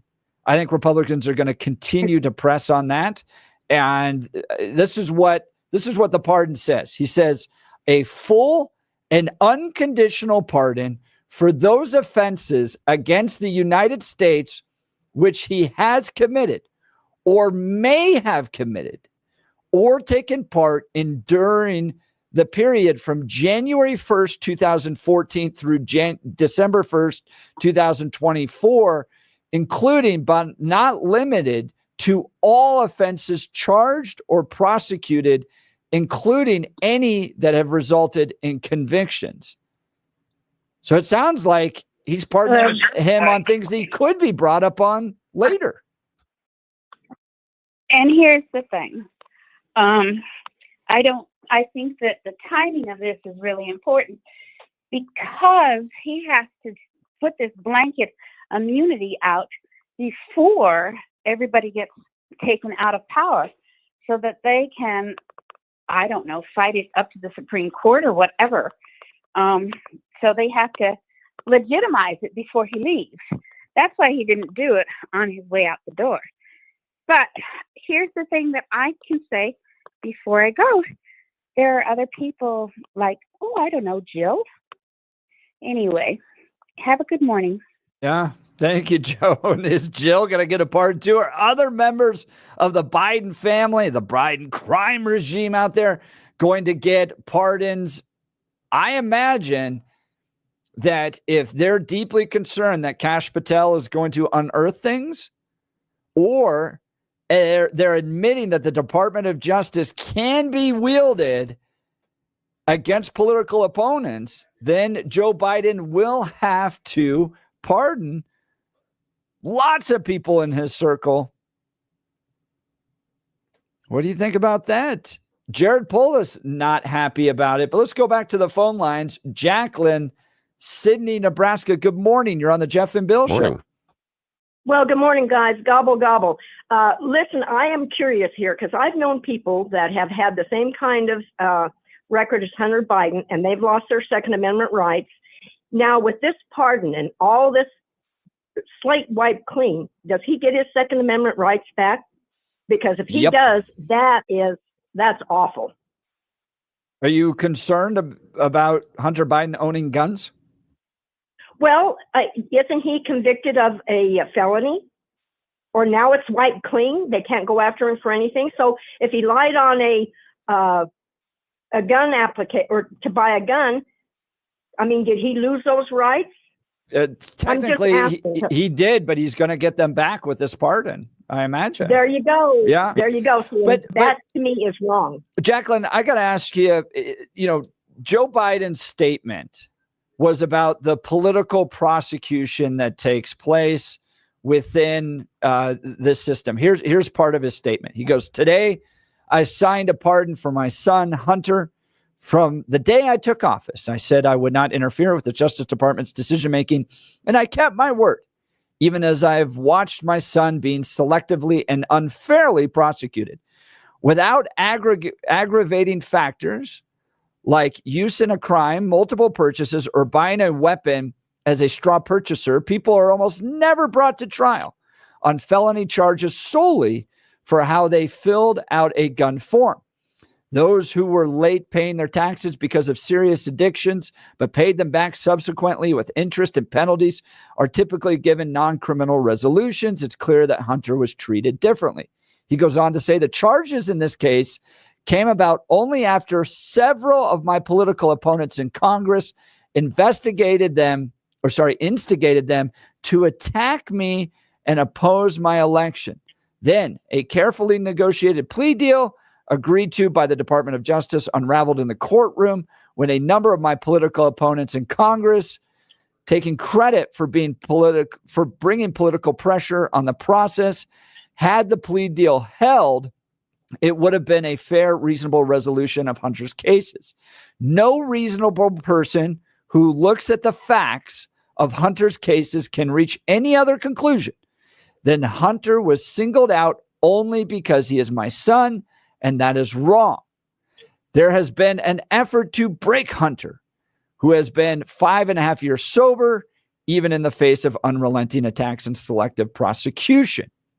In trying to break Hunter, they've tried to break me, and there's no reason to believe it will stop here. Enough is enough, says Joe Biden. For my entire career, I have followed a simple principle: just tell the American people the truth. He's not, by the way. They've been fair-minded. Here's the truth. I believe in the justice system, but I've wrestled with this. I also believe raw politics has infected this process, and it led to a miscarriage of justice. I want to focus in on that, Jacqueline.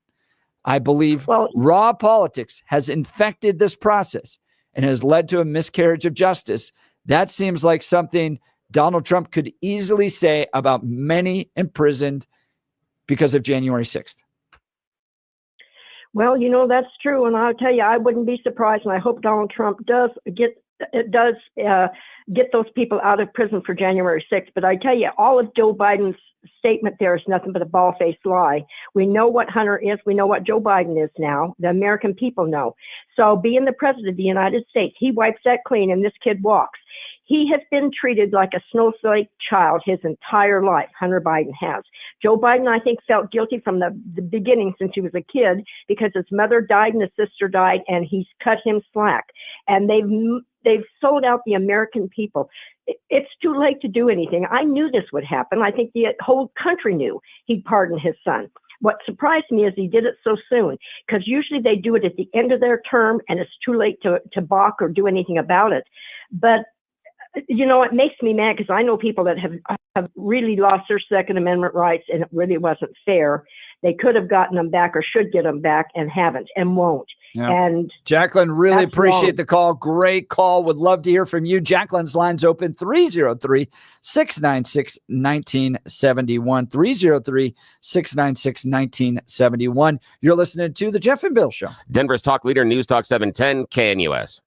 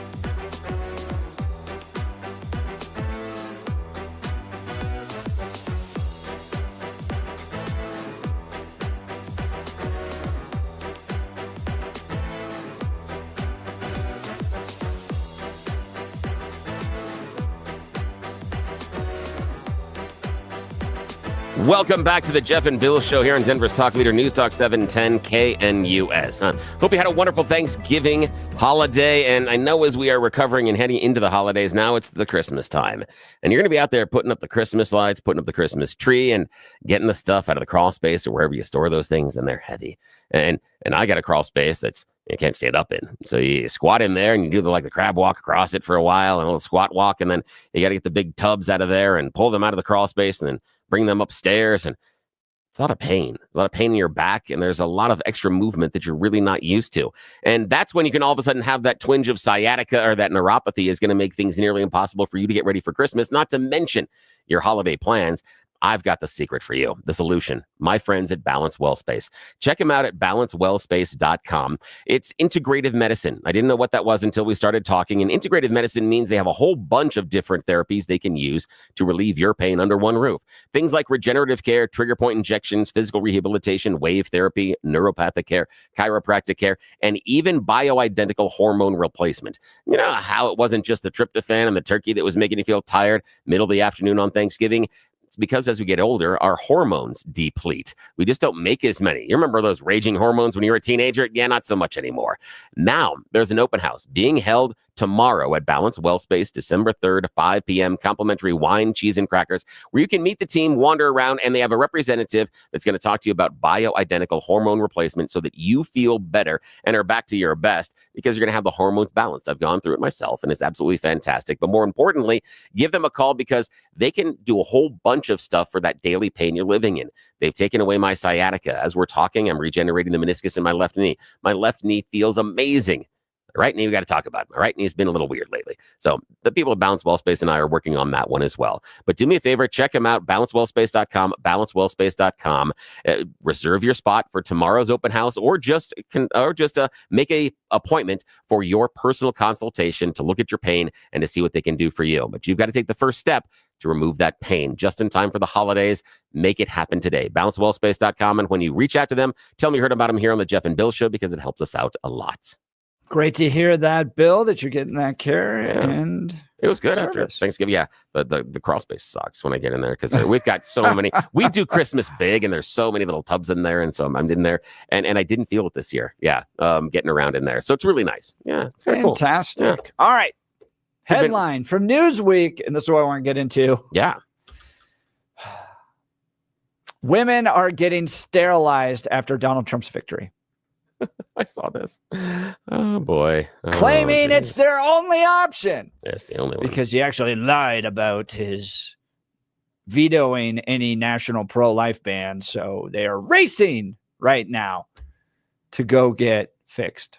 Yeah, I don't understand that one per se. I think it's a weird play. Shaving heads and tying tubes. The progressive ladies of America. Yeah. The weird thing is, at least we're not getting into the weird violence things and the conspiracy theories and stuff. But it's a weird thing that now, and I've seen that a lot. People going on sex strikes and other things, and I think Adam down the hall on our video board had the best line. He's like, so the women that are liberals are saying, no, we're not going to go out and have sex with a bunch of people and we're not going to do this. And he's like, so you're saying you're going to be more conservative? That's weird. That was the line. I'm going to steal that one. I could easily steal it, but I got to give credit for that one. That's fantastic. And that is it.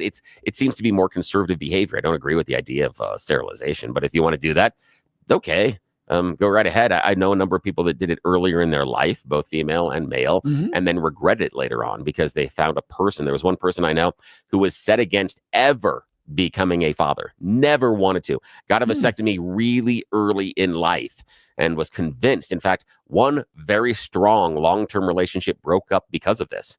And he then found another lady later on in life and they have a kid. He went back and did the reversal. Snip, snip, snip, snip. There's a whole office. Yeah, I know. On that. All right. Do you think it's right to get sterilized in order to protect yourself from these Republicans and their laws? We'll get to that and more. You're listening to the Jeff and Bill Show. We are Denver's talk leader, News Talk 710 KNUS.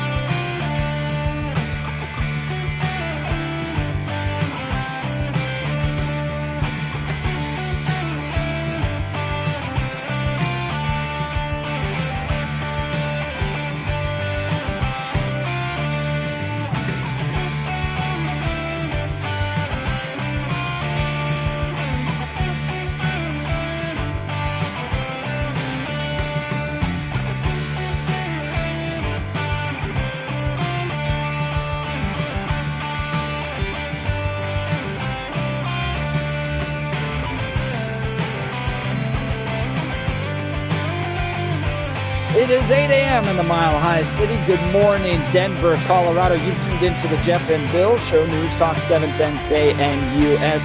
I'm your co-host, Jeff Hunt, along with Bill Thorpe, bringing you the freshest insights, hottest takes from the right, left, and center. Congratulations. You just woke up in the greatest country in history. We're off and running. We got a whole hour planned for you of engaging discussions, critical analysis, but most importantly, your phone calls and texts, because this is where Denver's voice is heard loud and clear. So grab a cup of coffee, Denver. Let's dive into the issues that matter most to you right here, right now.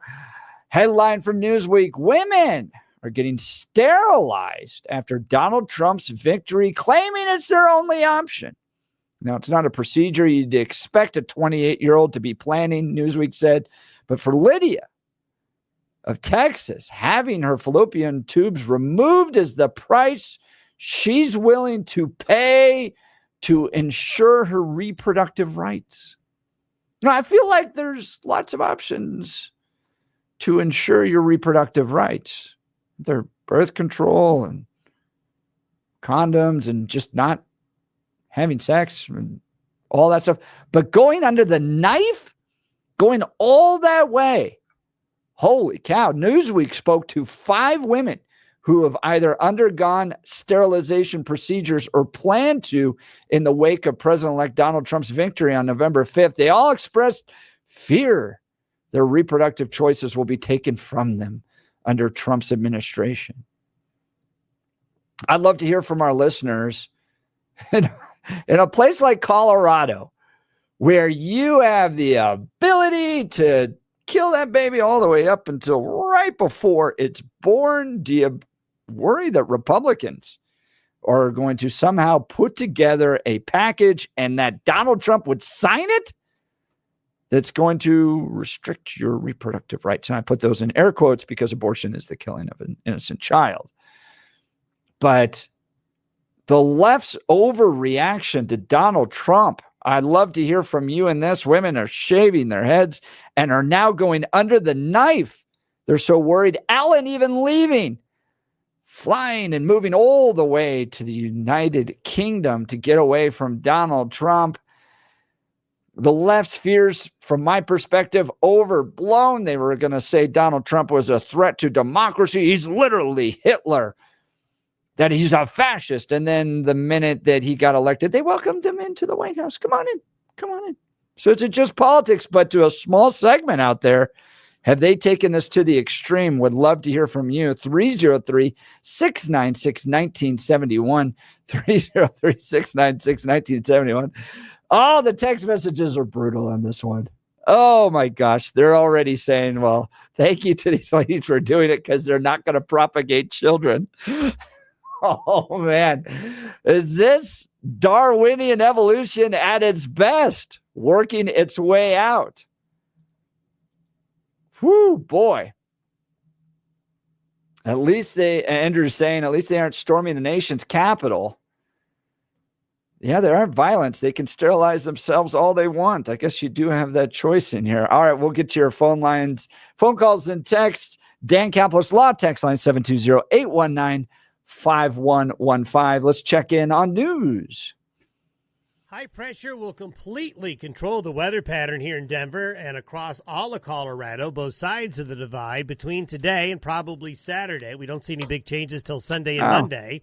So enjoy some very quiet December weather across Colorado's Front Range, mountains and plains. Highs today upper 40s and low 50s. Overnight lows tonight 20s and low 30s. Sunny to partly sunny. Highs 55 to 60 Tuesday. 50s Wednesday. Middle to upper 50s Thursday and Friday. Meteorologist Don Day in the 710 KNUS Weather Center.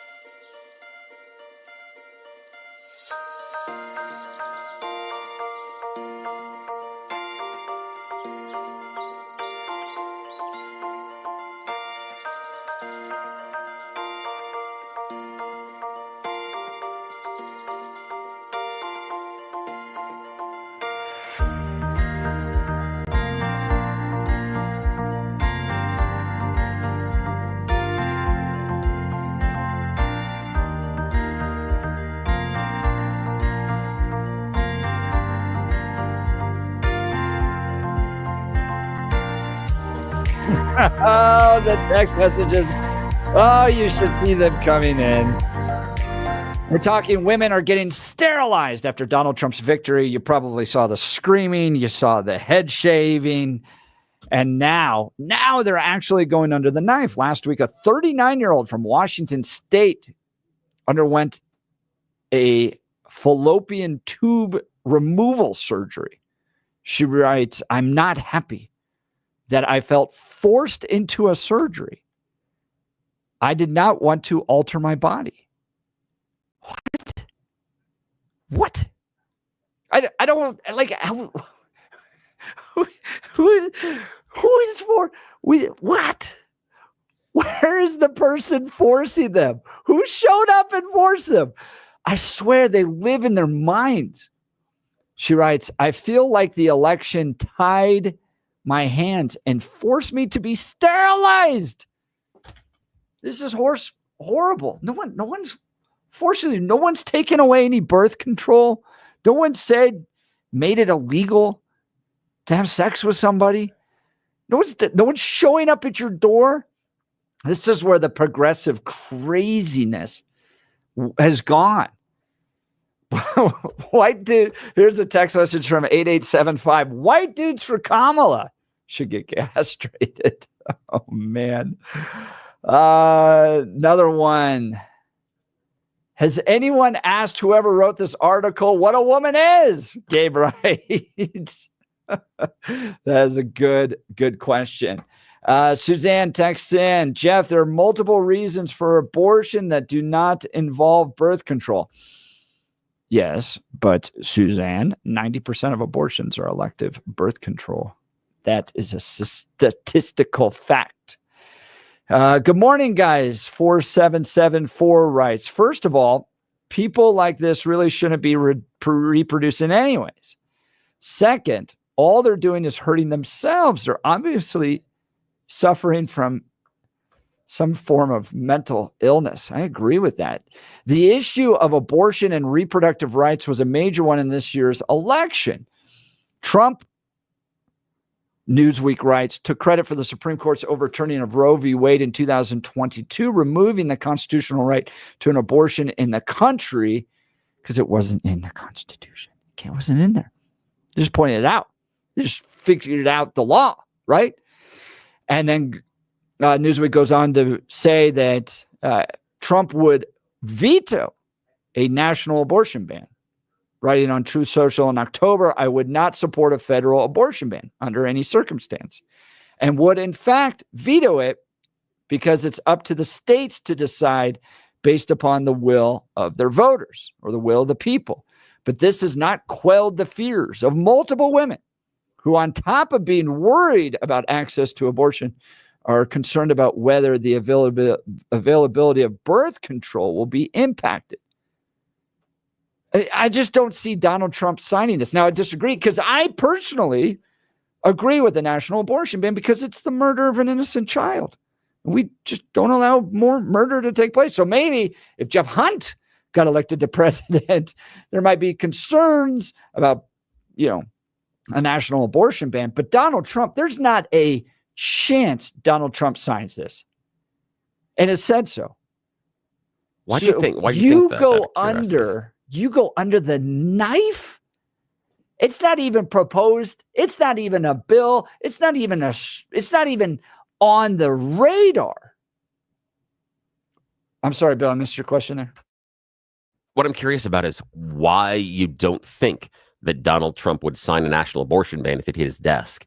If it went through both the House and the Senate, why wouldn't he sign it? Because he thinks it would harm Republicans' abilities to get elected. He doesn't agree with it. He just does it. There's nowhere where he's ever said he would support a national abortion ban, ever. But during the campaign, he talked about how he was the guy that overturned Roe versus Wade, and it's wonderful. And it's fantastic. And so why wouldn't he, especially given the push of the evangelical community and their goals around abortion? And he doesn't have to run for another term. Yeah. So why would it matter to him? Because he personally doesn't believe in it. I don't think he's personally committed to the pro-life cause. as some of us evangelicals are. So why would he all of a sudden go, all right, now I got to do this? Well, because it would come across his desk and he could take credit for it, and everybody would be happy, and he would be able to win the 60 news cycle. votes in the Senate? I'm just saying, if it gets through, why wouldn't he? 60 votes. You think it's getting 60 votes in the Senate? No, not necessarily. No, I don't. But I'm just curious about why we don't think that he would if it came across his desk. I think that he would. I think he absolutely would sign it, especially if he felt he could. But here's the question. Like, you think this is, you could have the hypothetical, if it got to his desk, maybe he might sign it. But these women are going under permanent surgery, believing that it's somehow going to get 60 votes in the Senate. Donald Trump's going to sign it, and it's going to become the law, and they can't just have sex with whomever they want and have children. I think part of it has to do with some of the restrictive laws that you see in other states, like the 6-week law in Florida. I mean, most women don't know they're pregnant by the 6-week term. Most of them haven't. You're barely skipping a period at that point as far as a cycle. That's the part. But again, this isn't going to be a national law anytime soon. There's not a pathway. You would have to have 7 Democrats come over and join all Republicans, including Murkowski, including Susan Collins, to get this through the Senate. And these folks are so concerned that this is happening that they are permanently sterilizing themselves via surgery. This isn't the ability to take birth control. This isn't just abstaining. This is permanently altering your body in order to protect your ability to not get pregnant. And in your reasoning, 7 Democrats who are not, there's not a single pro-life Democrat. 7 of them would have to join Republicans in order for this to become a national law. And so you're racing to the doctor to do it. That's what's crazy to me about this. All right, let's go to the phone lines. Frank Evergreen. Good morning, Frank. You're on the Jeff and Bill Show. Yeah, good morning, guys. So Billy's question was, why do you believe Trump when he said he wouldn't sign a national abortion ban? I guess my question back to Billy is, why did you believe Biden when he said he wouldn't pardon his son? I mean, why do you believe any politician? Well, here's the thing, Jack, inside of that statement, you're assuming a conclusion. You're assuming what I believed about Joe Biden. And if we go back to what I said on the show here, I said that he was not going to pardon Hunter if he was going to get another term. But if he was, and I said, if he was defeated or wasn't going to get the second term, I saw at the time, and this is months ago, no reason why he wouldn't pardon his son, because at that point he has nothing to lose. I misspoke, Billy. Yeah. I understand. And you basically believe what pretty much 99.99% of the people believe who have a brain. But my point is, I think there's a chance that Trump would sign an abortion, and we'll call it a ban. It's really not a ban. If it was in line with what he believed, which was what I think 14 or 16 weeks or something, and 3 exceptions. I think there's a possibility he would sign that, but he wouldn't sign just an out-and-out ban. That's my opinion. But who knows? He's a politician now. He's not a businessman anymore.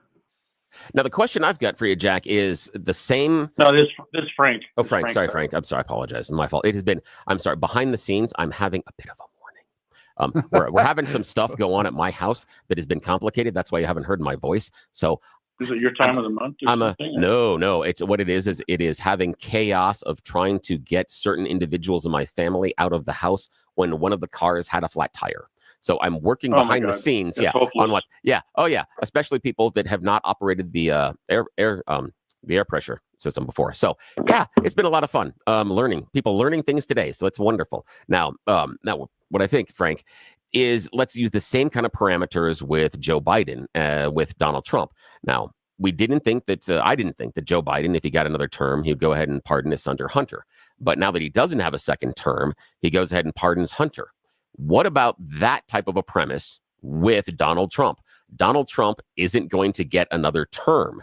since he doesn't have to run for re-election again, would that be somewhat of an incentive for him to pay back the support from the evangelicals if, and only if, and I know that is a long shot, but only if a national abortion ban runs across his desk?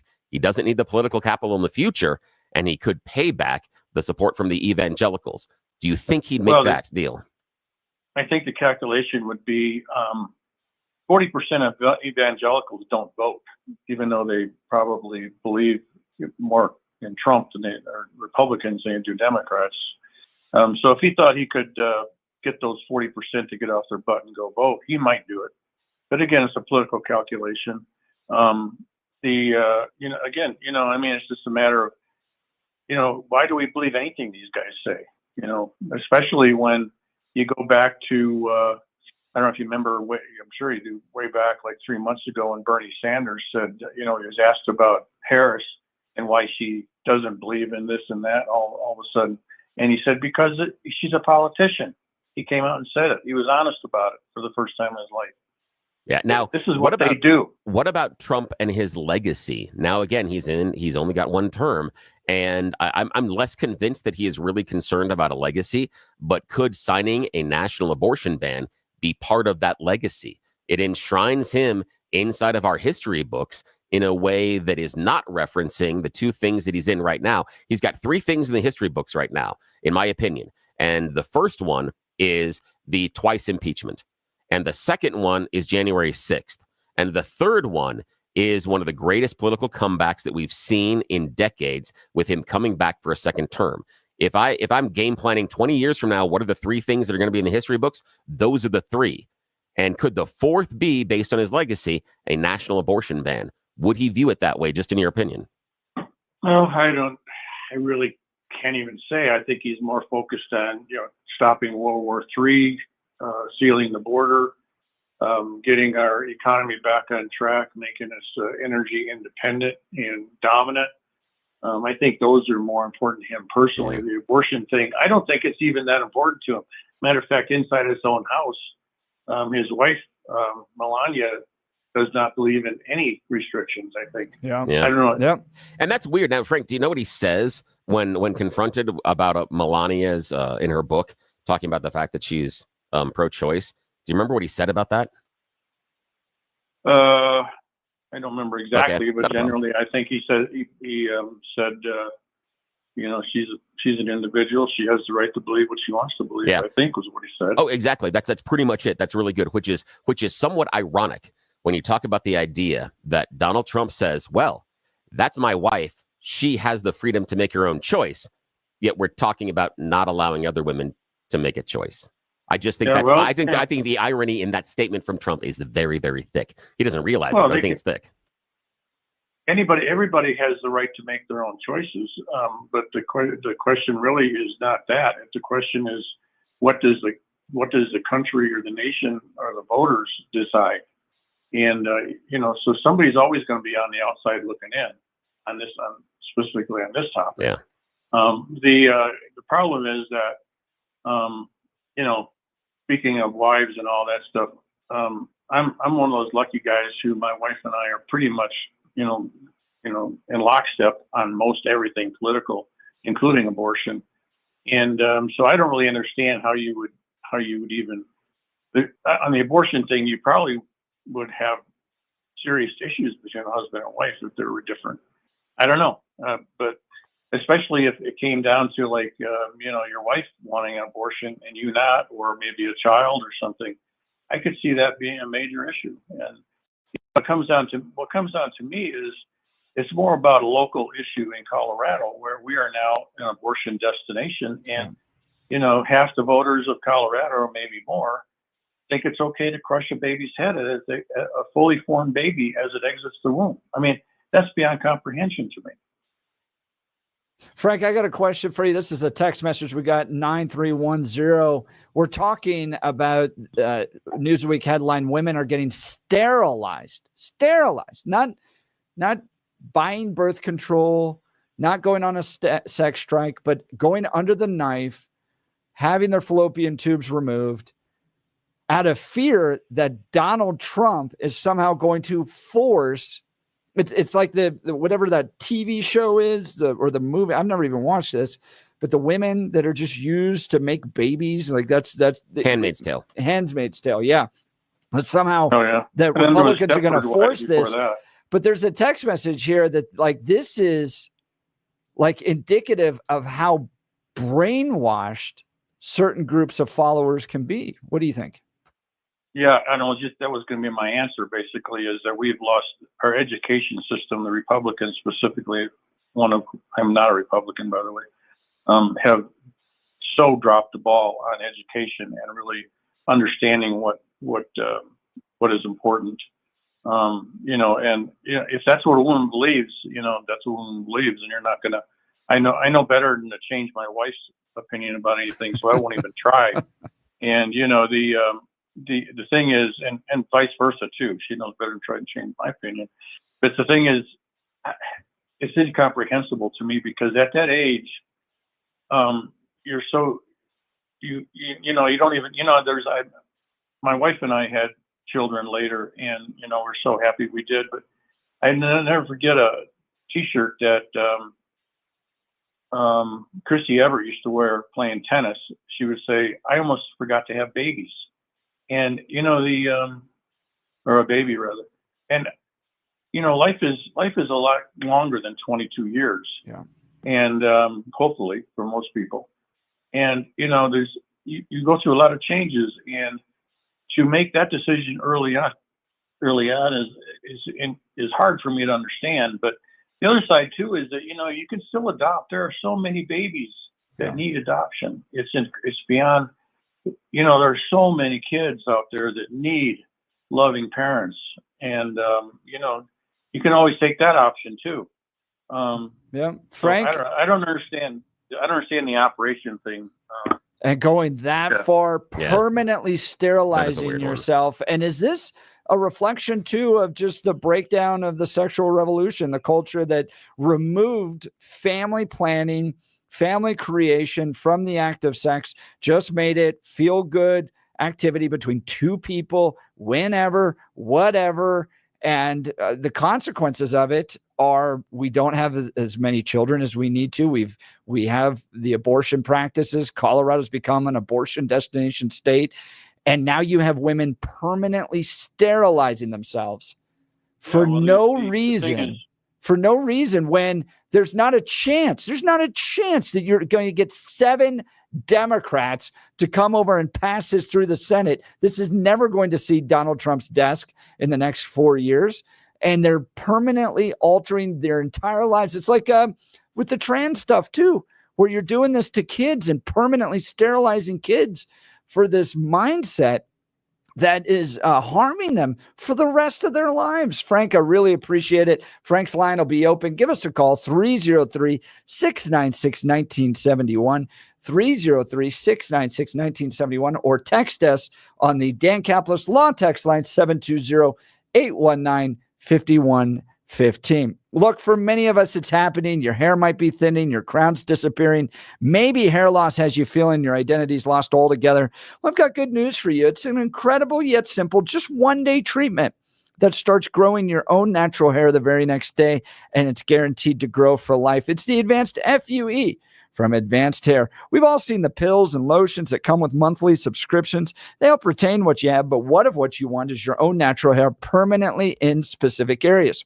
From Advanced Hair's state-of-the-art facilities to world-class Dr. Tanya Pauls, it's not maybe your hair will regrow. It's guaranteed that your new hair will grow. You decide how much, how thick, and where. It's why Advanced Hair is the winner of Westward's Best of Denver. For your free consultation, $250 off and 250 free hair grafts.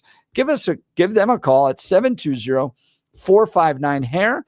That's 720-459-HAIR or advancedhair.com. Advancedhair.com. We'll continue with the Jeff and Bill Show. Denver's talk leader, News Talk 710 KNUS.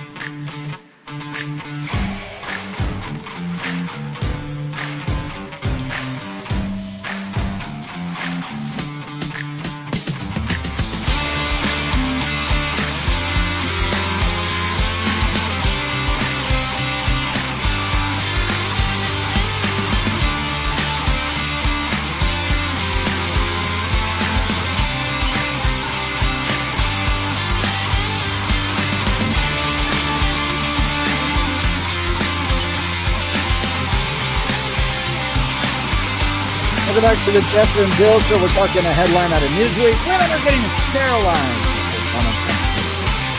Claiming it's their only option. Interesting comment here from Suzanne. Would we be talking about it if it was men choosing to get a vasectomy? Oh, that's a good question. That's a good question. Yeah. What do you think, Bill? Probably not the same way. We probably wouldn't be viewing it the same way. Yeah, we got phone lines coming in. I'm going to go to Pete, Colorado Springs. Good morning, Pete. You're on the Jeff and Bill Show. Morning, guys. I think the good news here is that these extremists are eventually going to breed themselves out, and we're taking care of future voters. Dude, this is one of the things I think about all the time, because demographics shape our future in such big ways. And in many ways, demographics are the things we don't really talk about. They kind of slowly take place underneath the current, and they dramatically change things. So, for instance, all the demographics out there are showing the progressives aren't having families in nearly the same number that that conservatives are having kids. And so it's going to take two generations. It's going to take 2 generations, and progressives are going to be on smaller numbers. And the only thing they have right now, Pete, is public schools. Because they can take the conservatives' kids and turn them into progressives via public schools. And once that's gone, and you have homeschools and charters and privates and other things like that, you won't have as many progressives. You just won't. The demographics aren't going to work. Well, I think the big thing here is we got to realize that the societal ramifications of these kind of decisions that these people are making, it's downstream. We only find out 5, 10, 15, 20 years later what's going on. I recently read an article about people who have transitioned and how legal firms are starting to line up. Yep. And they're receiving thousands of calls about future class action lawsuits against the health industry and doctors that basically prescribed these drugs and went through with these surgeries without any mental health care, without any counseling. This is going to be a subject that the Democratic Party is either going to have to walk away from, or they're going to go down in a sinking ship, because this is just the tip of the iceberg on what we've allowed in society that we know for a fact causes huge problems down the road. Yeah. So if you're a conservative in this country, keep letting these people slowly commit political suicide. So, Pete, what is it? What's the issue? I'm kind of confused. Do you think the issue is the transgendered issue, or is it the abortion issue that you believe is the death knell for the Democrats? I think it's a little bit of both, Bill. Here's what I'll say. Yeah. I think on both of these, most Americans that, let's say, sit in the middle politically can see how extreme the left has gotten. They don't agree with allowing a 12-year-old to start trans whatever. And I'm sorry, I'm not trying to be rude, but I don't even understand the terms. That's how radical I believe it is. We won't let them vote. We don't let them get tattoos, but all of a sudden you can start taking drugs, or you can start having surgeries to change your sexual identity. That's ridiculous. Most Americans believe that's totally ridiculous. Now, when you get to 18 and you want to do what you want with your body, that's fine. I have no problem with it. But Americans, and rightfully so, are extremely upset. They're extremely concerned. And I would say they're even pissed off about what's gone on in this country with this kind of here's stuff. the thing. Now, Pete, the interesting thing during the conversation there is I talked to you about both the transgender issue and the abortion issue, and you said both, but your anger was focused on the transgender issue. And I think that's interesting because large portions of America agree with the Democrat position on abortion. The large portions of America and large portions of the electorate are more Democrat open. position all the way to 9 months. No, but they're more open to it. They're not at the 6-week place that Florida is. They're not at the banning. But the Democrats have gone all the way 9 months, no exceptions, all the way. Not necessarily. Not necessarily. They're not necessarily. They go all the way to no exceptions, and they have pulled back things like partial birth abortion. And I do believe the Democrats are wrong based on the late term abortions, their approach to it. However, that is less than 1% of the total procedures that are done inside the country. So focusing on that, I disagree that that is the extreme position when we're looking at discounting all the rest of the procedures that are done. That I disagree with being the extreme position. I understand your point, Pete, about the idea of transgender and the surgeries. However, you did highlight that they are minors. And surgery has to be done with the parental approval if they're under the age of 18. These kids that feel they're transgender and want the surgery can't do it without their parents' approval. They don't get to make that choice by themselves. I know there are instances inside of schools and such, but they don't. But contrary to what Donald Trump said, the schools do not perform the surgeries on the kids. Hey, Bill, there's a medical condition that where people actually want to have their limbs or a limb taken from them and amputated. You know what we do for them? We get them mental health help. You know what we do for someone who believes that they're a boy and wants to be a girl at the age of 13? It's not required to get mental health. You can go to a doctor and you can start having puberty blockers and all these other narcotics start to go. That's the crime to me. That's child abuse. That's with the approval of the parents. Yes. Really? You really think that happens all the time? Yes. First of all, yes. We're conditioning children in schools. We're conditioning children. Excuse me. And we're doing Pete, that without, Pete. We're doing that without parental guidance, without parental permission, without parental knowledge. Pete, we're doing that all the time. Excuse me. Where are the teenagers getting the prescriptions from? That's a great question. Yeah. Abigail Schreier says they're getting them from schools. Where are they getting them? So the schools can't hand out prescriptions. Yeah. They have to have parental permission for that. They can't do it without permission from parents. How about the schools totally leave kids alone when it comes to the subject matter and stop conditioning kids? But we don't see that as happening all over the country. We have small pockets of that, and I understand the anger and the outrage there. However, the medical prescriptions and the surgeries have to be done with the approval of the parents because they're minors at the time. Now, I understand the pushback, and I agree with the pushback on the transgender as far as surgeries. I'm more malleable based on the prescriptions, based on what they are. And some I'm okay with, some I'm not okay with. But I disagree, Pete, with you equating someone being transgender with the condition where they want to have all their limbs cut off. I don't think that they are the same, but you equate them as stuff. I don't believe that being transgender is a mental illness as you believe it is. I don't believe that. And I think and it changes how you would deal with it. There's a lot of studies that'll show that people grow out of these type of things.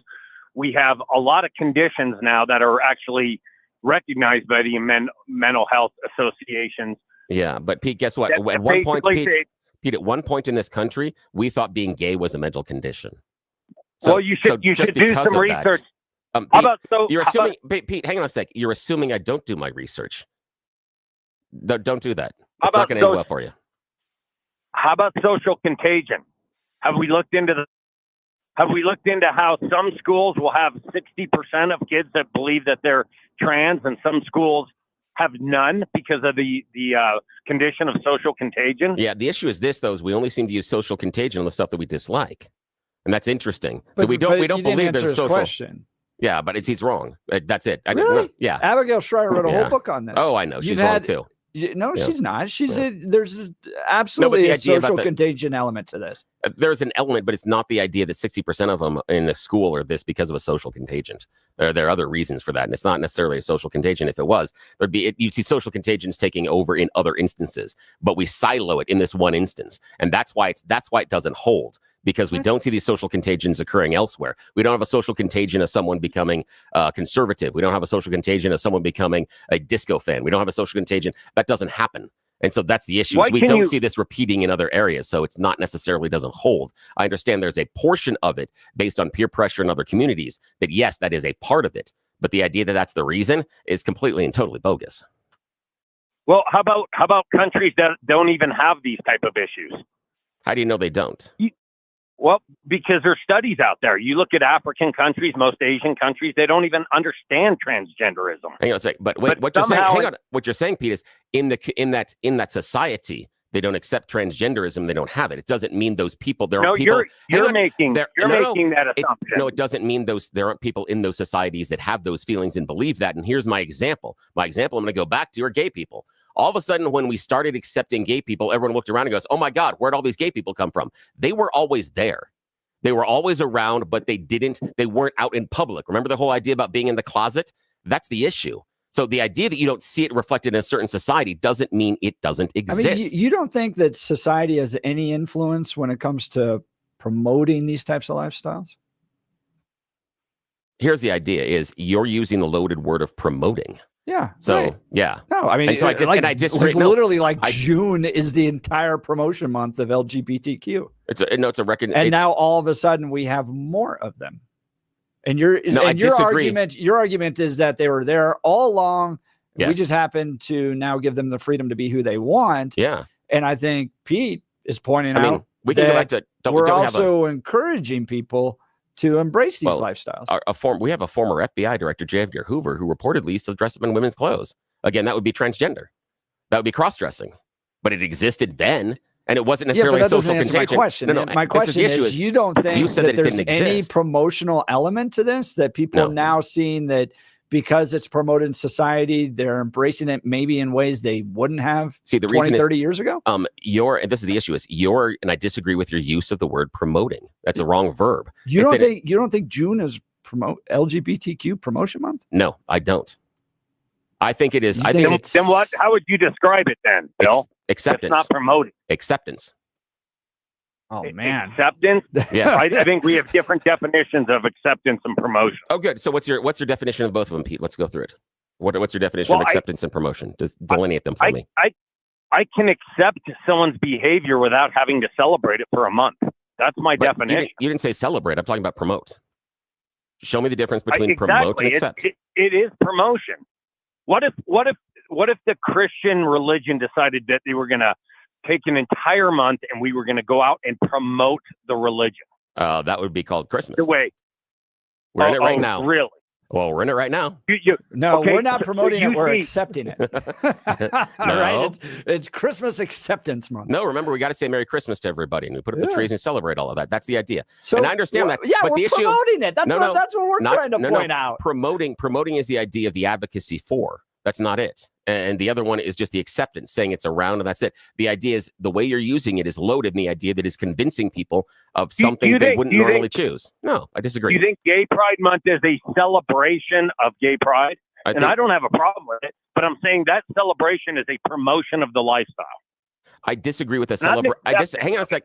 I disagree with a celebration being a promotion. What you're looking for is you're looking for advocacy, and that's where I disagree with you. I disagree with both of you on the idea that it is advocacy for, that just because we accept it, we're advocating for it, and I disagree. And you're using the word promoted because it gets you to that advocacy point. That's why it's being used in this discussion, because it allows you to come to a conclusion without having to prove it. And that's okay, but it's wrong inside of this conversation. Inside the conversation, it's the idea of acceptance. And that's what the transgender community is looking for, is acceptance. That's it. They're not looking at promotion. They're not looking to recruit anybody. Bill, there are drag queen story hours with little kids. Yeah, come on. That is not acceptance. That is promotion. That is acceptance. Why can't the drag queens read to kids? Are they coming in there saying? Because they're promoting the lifestyle to kids. That's why parents got so upset. This wasn't Hamburger Mary's down off of Colfax. Go all the way down there if you want to watch it. This was now in our libraries, on our kids, forcing our kids to see it, to embrace it, to see that this was a perfectly acceptable lifestyle on the par with anything else. So how many? Got a question for you. We're all familiar in this conversation, right, Pete, of the movie Brokeback Mountain? Yeah, right? Never seen it. Okay, but we're familiar with what content of that is as far as the romantic relationship contained therein, correct? Sort of. Yes. Good. Fantastic. How many people turned gay because watching the movie? Because it was promoting it, obviously. Know. Oh, do you know? That's the issue. Do you know? I don't know of a single person that turned gay because they watched the movie. However, we have this assumption just a second ago that because the kids watched someone be a drag queen and read a book to them, they're going to become a drag queen or a transgender or something else.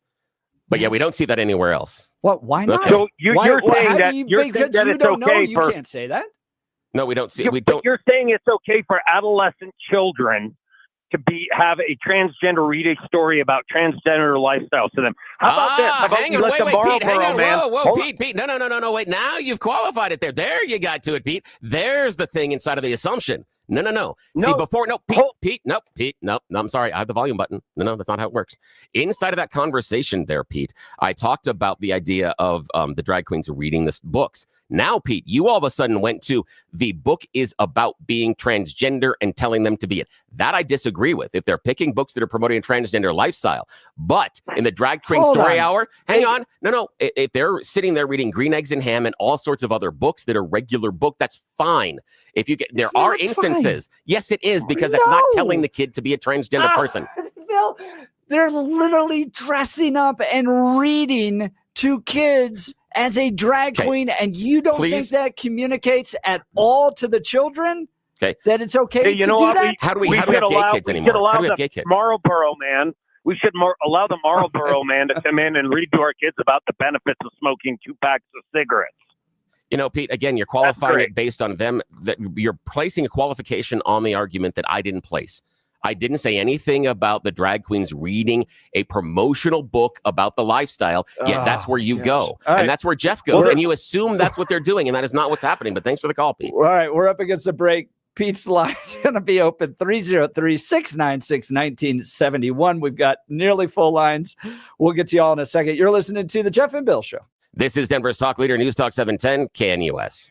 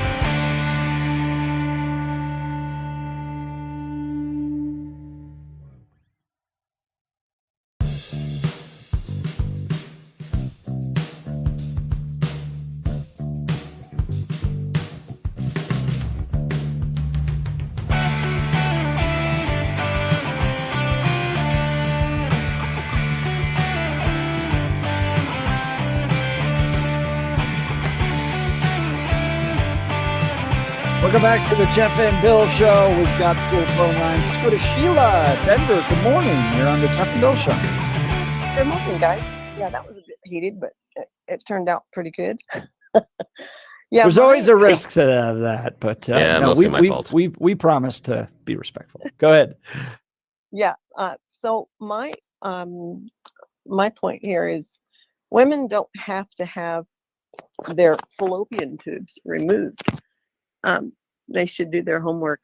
They could have a tubal ligation, which has can be reversed if you decide to have children.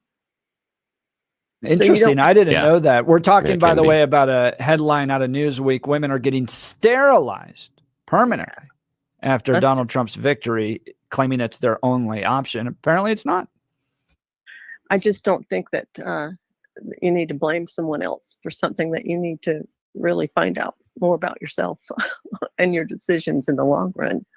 And Sheila, I don't want to assume your gender. I'm guessing that you're a woman, but do you think these women doing this in their early 20s, mid 20s are making a big mistake? Because this is permanent. You can't come back from this in your 30s and 40s, and life changes. That's right. I really do think they're making a mistake, a big mistake. I have 4 boys, and I've had girlfriends who have gone through situations where they're trying to get pregnant, and they end up with a situation that's called an ectopic pregnancy. Now that can turn into an emergency,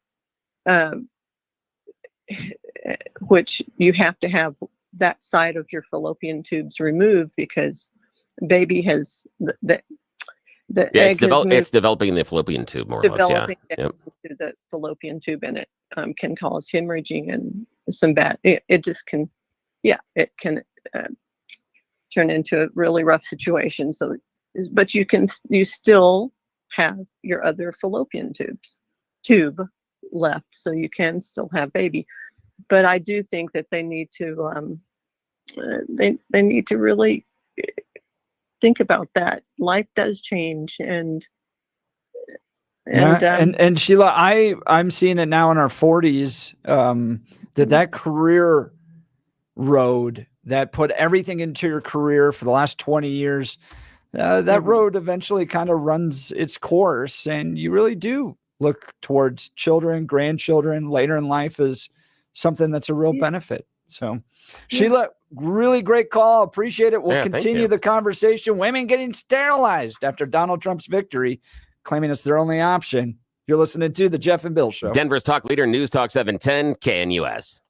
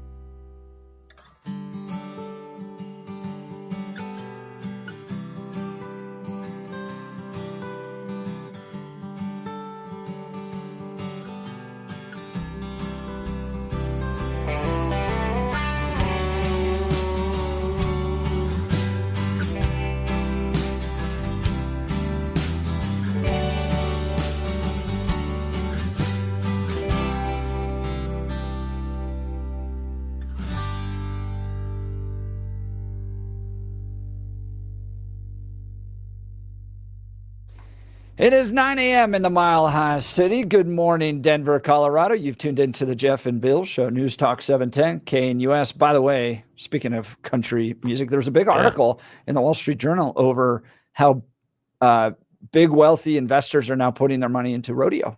Really? That would be fantastic. If only I had a way really to make cool. money things I saw 7 years ahead of everybody else. Yeah.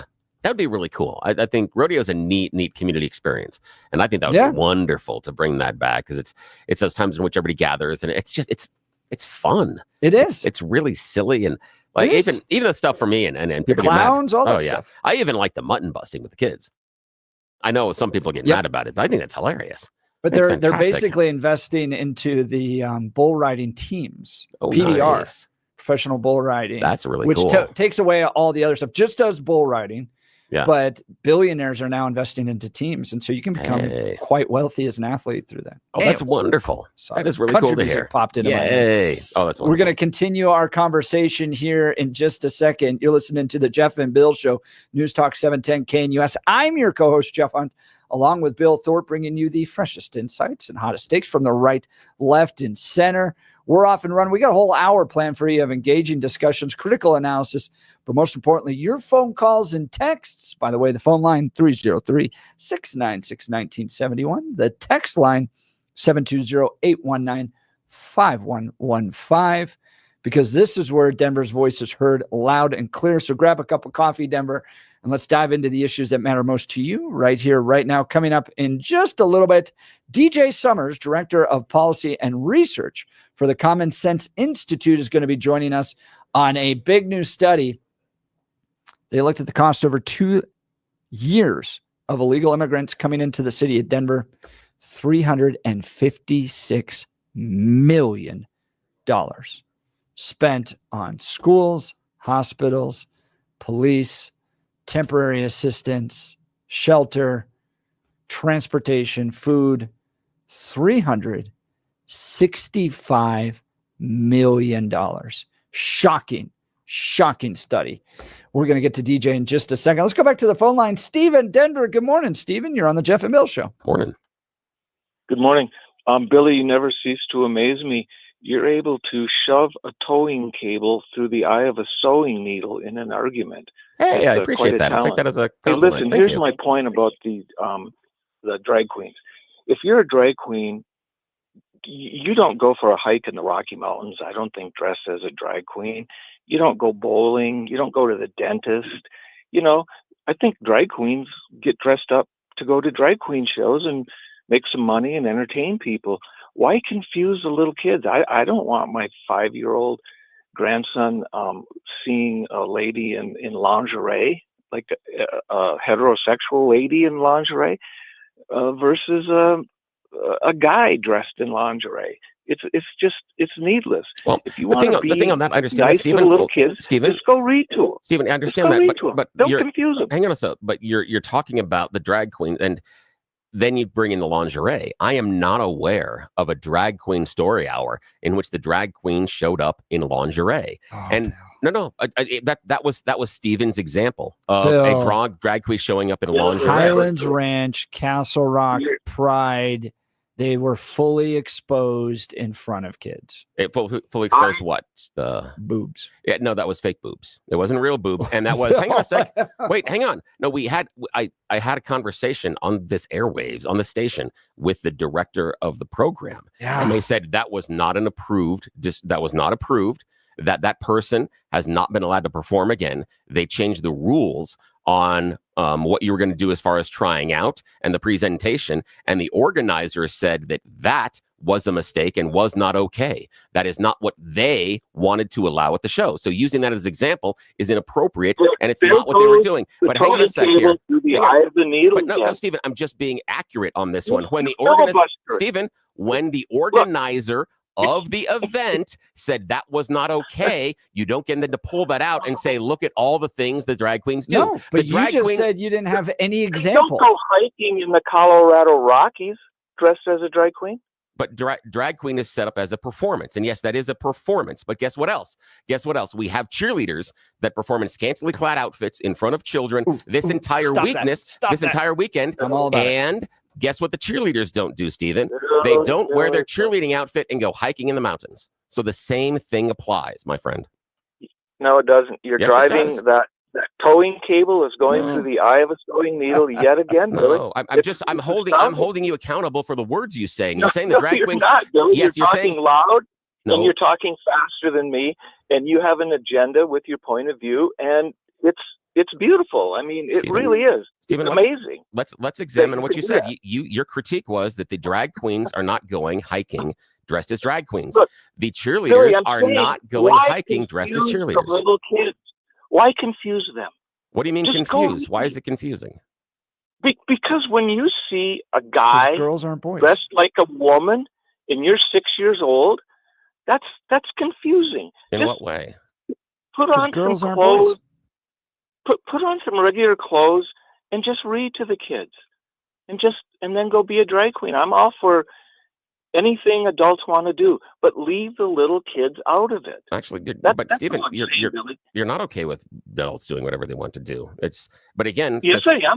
No, I'm some of them, okay with the some of them are going to be drag queens and going to read in front of kids. They're not convincing the kids in order to become a drag queen. That's not what they're doing in that. Because here's the idea. What do you think their You're not motivation inside is? of their brain. You don't know what they're trying to do, Billy. Yeah, what do you think their motivation is to read to kids dressed as provocatively as a drag queen? Again, you conveniently put in provocatively. Yeah, because a lot of them are with crazy big busted. Not in front of kids. Not in front of the kids. Oh, Bill, I've seen Denver, plenty please. of videos. No, I've seen them too. Can Billy pull a towing cable through the eye of a needle with his arguments?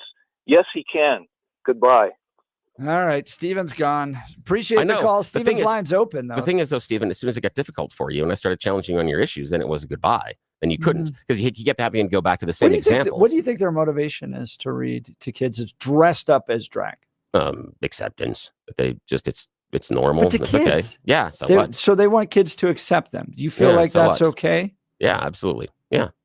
I don't think there's anything, because here's the idea is that the assumption is that they're somehow trying to convert and that they're grooming, and that's where we're going with this, because that's the implication is we don't want the kids to see it. You said they want the kids to accept them. That is a form of encouraging the kids to accept them. No, acceptance is different than conversion. To be like them, that's different, and that's where you're going with it. And you think a 5-year-old can make that distinction? Yes, absolutely. Yes. Okay, I don't see it at all. I think it's absolutely about promoting that lifestyle to kids in the hope that not only will they be accepted, but that the kids will embrace that lifestyle. And this is the exact same statements that were made when we had to start accepting gay people walking around holding hands and kissing each other in public. We didn't want people to be able to see that, because then what are my kids going to think? How's it going to impact my kids? You see them all together, because there's a portion of the gay community that really doesn't like the trans community and what they've done. I know that, but that's not my point. My point is that the argument is strangely the same. Hang on, I know. Yeah, my point is the argument is strangely the same. Don't see the argument is the same.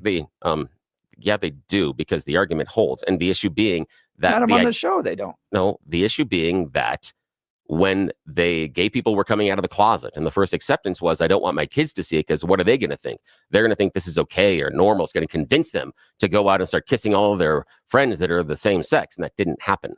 I can't. Yeah. Sure, there aren't more gay people now? Again, what do you mean by more gay people? And are there more gay people? Oh, yeah, because there's more people. Yes. We have more people than there were 20, 30 years ago. Yeah, so there are more gay people, of course. There are also more heterosexual people. There are more white people or black people. Yes, but you don't think that we have more people again? And we talked about this last hour, but that the whole celebration of LGBTQ has not encouraged people to be more LGBTQ. You think that they're just born naturally that way, and now they just have the freedom to live that way? But there's evidence out there that there's absolutely a social contagion element, especially to the trans side. Oh, I disagree. That little girls, particularly in middle school, going through bodily changes, now believe that they're trans at much higher numbers than they did previously. Now, the issue being is that you're looking at the idea of, because I see this behavior, I'm then going to convert and become that. and we don't have that. That doesn't seem to happen. No, there's totally books on that. There's a lot of articles seem to happen on that. That idea that because I'm exposed to it. So the idea of when was the day that you chose to be heterosexual? And are you open up to the idea of it's a choice. If you can choose to be the gay or the heterosexual, then obviously everybody at one point or another had gay feelings and heterosexual feelings, and then denied one of them. You don't think choice. Sexuality is on a spectrum?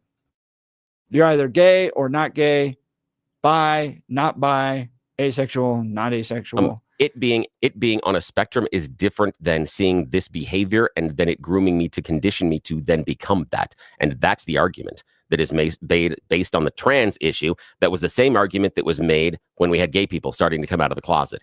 And that's all I'm saying. It is the exact same argument that if my kids get to see this, they're going to become this. And I disagree with that because it wasn't true back then, and it wasn't, and it isn't true now.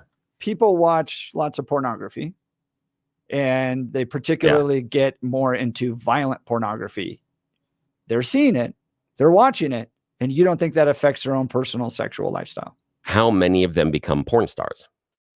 Or have violence in their sexual lives? No, how many become porn stars?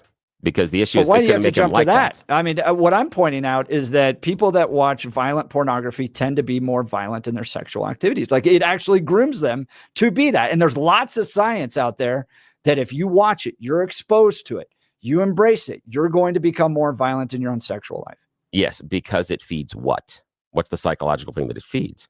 Because that violence. You were saying that there's no grooming that takes place. And I'm showing that pornography definitely grooms. But the issue is this: there are not studies that I'm aware of that shows someone that does not have violent tendencies then being exposed to that to become violent. What I see is, and what the studies that I've seen are people that do have violent tendencies being exposed to that, and that encourages them, and it creates that feedback loop and tells them that's okay. Same thing with violent movies can encourage people that have violent tendencies to react the same way.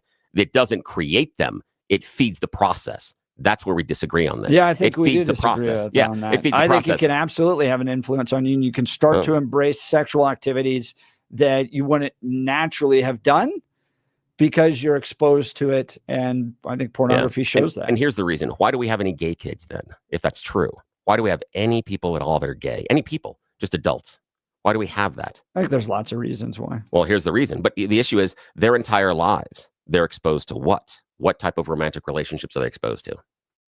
You think their entire lives? Only that? Only heterosexual? But I think that there is an absence of father issue. But the dominant relationship example that they have in their lives from when they are kids is heterosexual, yet somehow they end up being gay. But if it is true that the exposure to this in culture through vast majorities of media, video games, TV commercials, social media, if seeing this over and over again makes them this way, then the gay kids should never grow up to be gay. They should grow up to be heterosexual because that is the influence they see. 90% of the movies they see reinforce heterosexuals. 90% of the games they play reinforce heterosexualism. 90% of the social media they see reinforces that as well. Yet somehow they still are gay. Maybe it's not the media. Do you think, though, that the primary relationship they had in their household was between a loving mother and father in a committed monogamous relationship? Do you think the studies show that?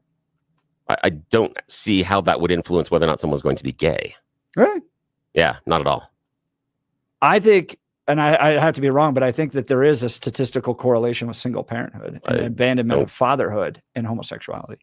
I have never seen that. I'm open to that. I've opened that study but never seen that addressed in any way, shape, or form, because the idea then being that homosexuality would be conditional. And then again, it leans into the groomers, in which that is not the experience in the vast majority of the natural world. That does not happen that way. We have more than 550 individual animal species that have been identified having homosexual behavior. Animals, I care about humans. But the issue being that, but we share the same DNA. And so the idea of being unnatural. So the fact that we have over 550 animal species that exhibit homosexual behavior in exactly the same percentages that exist in the human population, that should tell us something. But we're different than animals. All right, we'll get to this. Coming up next is a conversation with DJ Summers on the cost of illegal immigration as it relates to Denver migrants. $365 million. You're not going to want to miss this. But let's check in first on news. High pressure will completely control the weather pattern here in Denver and across all of Colorado, both sides of the divide between today and probably Saturday. We don't see any big changes till Sunday and Monday. So enjoy some very quiet December weather across Colorado's Front Range, mountains and plains. Highs today upper 40s and low 50s. Overnight lows tonight 20s and low 30s. Sunny to partly sunny. Highs 55 to 60 Tuesday. 50s Wednesday. Middle to upper 50s Thursday and Friday. Meteorologist Don Day in the 710 KNUS Weather Center.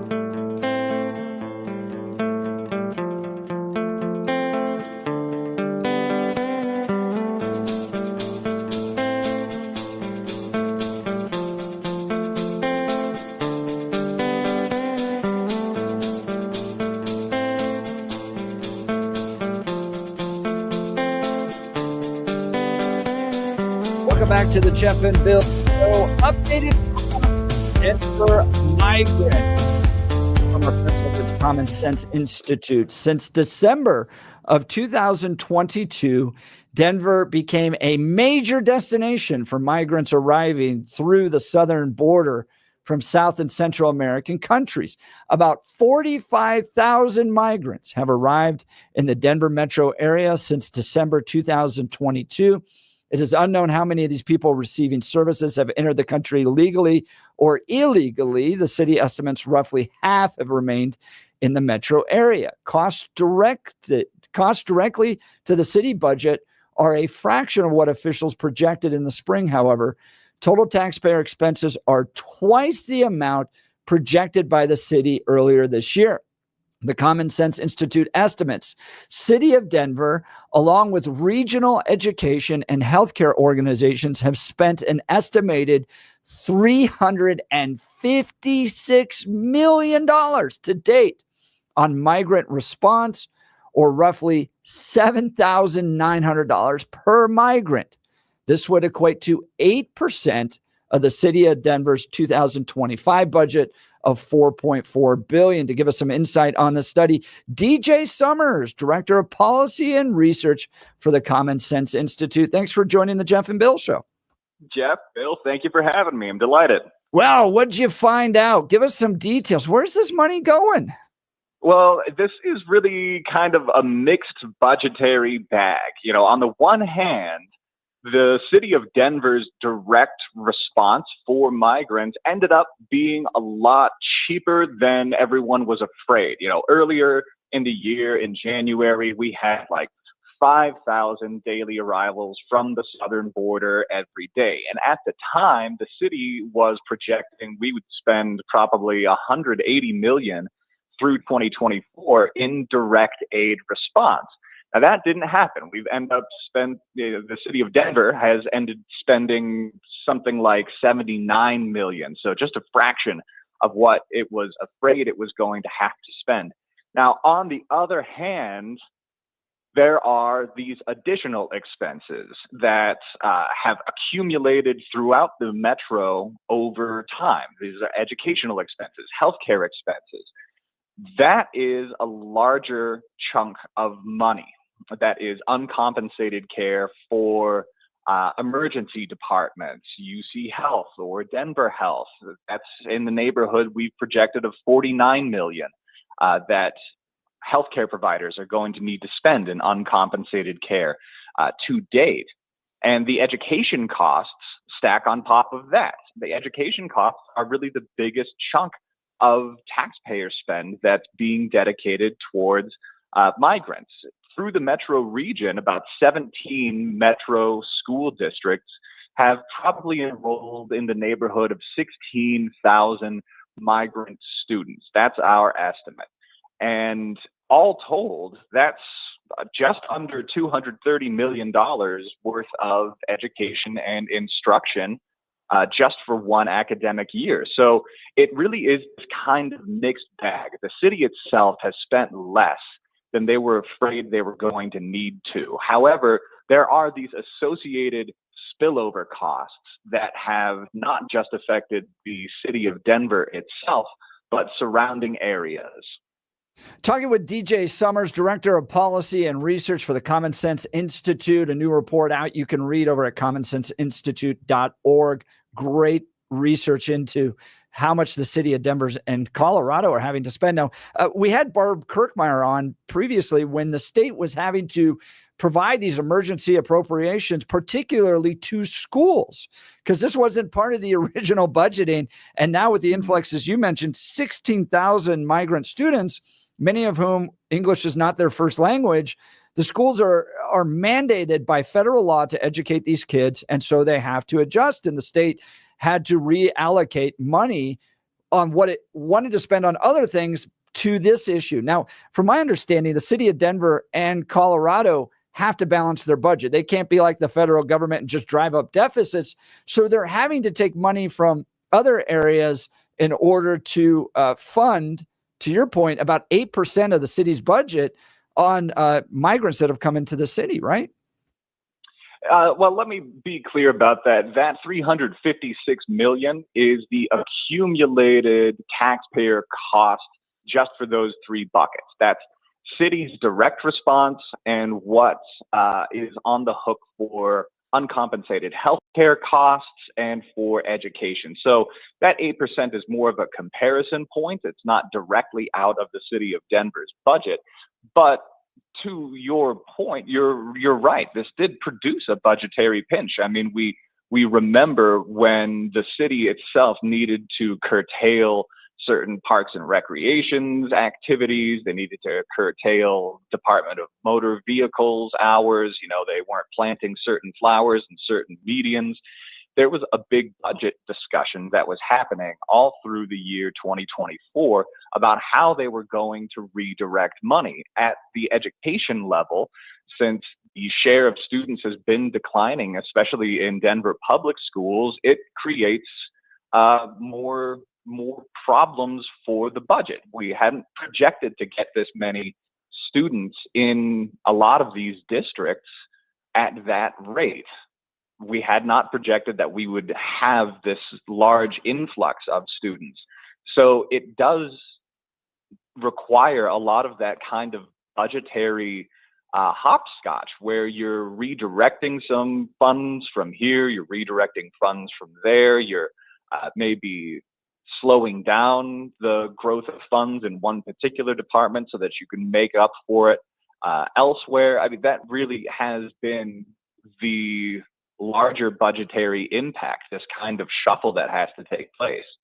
Talking with DJ Summers, Director of Policy and Research for the Common Sense Institute. I think one of the things where Denver had to adjust their budget was away from the Denver Police Department. I believe they cut somewhere around $8 or $9 million in order to reallocate some of the funds, because one of the bigger costs, and let's talk about this, is going towards healthcare and hospitals. Yes. That was, there was a big chunk of money earlier in the spring that got cut from certain public safety departments. Now, at the time, the mayor was very vocal that none of this was being taken from like officer payrolls or from direct street attachments, things that you would associate with that. But at the same time, the Denver Police Department has been looking to staff up. So without a very detailed look at the budget book and where those things are going, it's kind of hard to know.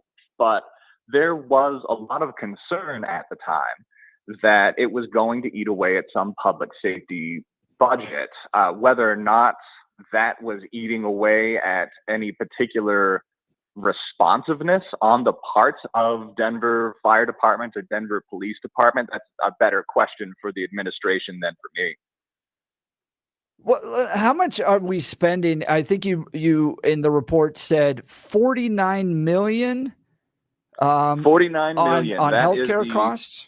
Yes, 49 million. That is our estimate for uncompensated care from emergency departments in the Denver metro area. We got that from UC Health. UC Health had estimated that in a given time period earlier in the spring, they had probably spent about $17 million of uncompensated care for migrants alone. Denver Health had a very similar complaint. They said that the influx of migrants earlier in the spring had cost them something like $10 million worth of uncompensated care just in a given 2 or 3 month time period. So we derived what that cost would be per migrant, something around $2,900 per migrant per visit. Using some other studies that we were able to find, the average was about 1 emergency department visit per year. So if you fold that over 1 year and use that population, you get to about 49 million in uncompensated care costs from the beginning of this situation until now. Talking with DJ Summers, Director of Policy and Research for the Common Sense Institute, on a new report they have out, $365 million for the 40,000 or so migrants that have come into Colorado the past 2 years. So now you mentioned in the report that the number of migrants coming to the city of Denver is reducing. So do you anticipate similar costs in future years?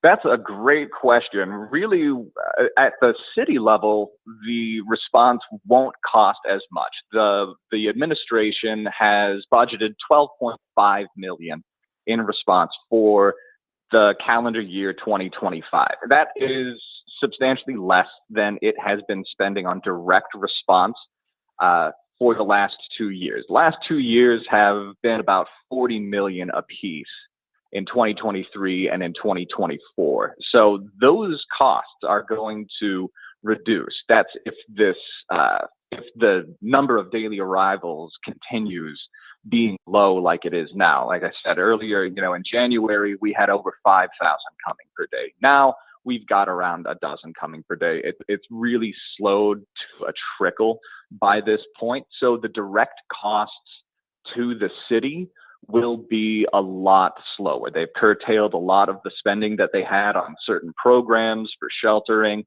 but the accumulated costs for healthcare and education, those are going to be ongoing. For education specifically, that's going to be ongoing. If those students are there, it doesn't really matter how many are coming in. If they're in the education system, they will cost like every other student in the education system in Colorado costs. So in the Denver metro area, it's around $14,000 per academic year for instruction and support. So those costs will be embedded. Now, we will continue looking into what other costs might rack up in that time. There may be some unintended consequences. There might be some cost savings that happen. We're not really sure, but we'll continue taking a look at this. We do know for sure that the city of Denver itself will spend a fraction next year what it spent in 2024 and 2023. However, those education costs, those healthcare costs, they might be ongoing. One of the big wild cards, by the way, we're talking with DJ Summers, Director of Policy and Research for the Common Sense Institute, is if Trump starts to implement mass deportations, places like Denver become really sanctuary cities, right? Like he mentioned, he may even order the Denver Police Department to stand at the county line and protect immigrants from mass deportation. You could see a lot of immigrants coming to Denver, Colorado. We just don't know. Next year is going to be a total wild card too on federal funding. And I don't know if you have insight into this, but Trump has threatened to pull federal funding from places like Denver if they don't, if they continue to be sanctuary cities. Any insight on how that may affect the Denver budget? Earlier this year, it could have affected the Denver budget, definitely. A large share of what was spent on direct migrant response was derived from federal dollars. About 24 million of Denver's migrant response was from federal dollars. That was FEMA dollars or Head Start dollars. So over time, that accounts for, maybe a quarter, maybe a third of what the city of Denver has spent in direct migrant response has been from federal dollars. Now, in the future, with that much lower projection, that much lower budget next year for what the city of Denver is going to spend, that $12.5 million that the administration says it budgets for migrant response, I'm unsure as to what the federal breakdown there might be. But earlier this year, we did receive a substantial share from the federal government. Yeah, all stuff we're going to have to continue to watch. And the best organization tracking all this by far is the Common Sense Institute. You can go to commonsenseinstituteus.org if you want to download research there, commonsenseinstituteus.org. Click on the research button. Everything from cost of migrants that we were just talking about to Thanksgiving inflation, administrative growth in Colorado's public school system, October jobs and labor force update, Colorado's budget then and now. It's all there. It's all great. And DJ Summers is the Director of Policy and Research for the Common Sense Institute. Thanks so much for taking time to join the Jeff and Bill Show. Jeff, Bill, thank you so much for having me. It was great. Great research, very helpful. And this is the type of research out there that changes policy as well. Go support Common Sense Institute Colorado. Great organization. All right, we'll get to your phone calls and texts. You're listening to the Jeff and Bill Show. Denver's talk leader, News Talk 710 KNUS.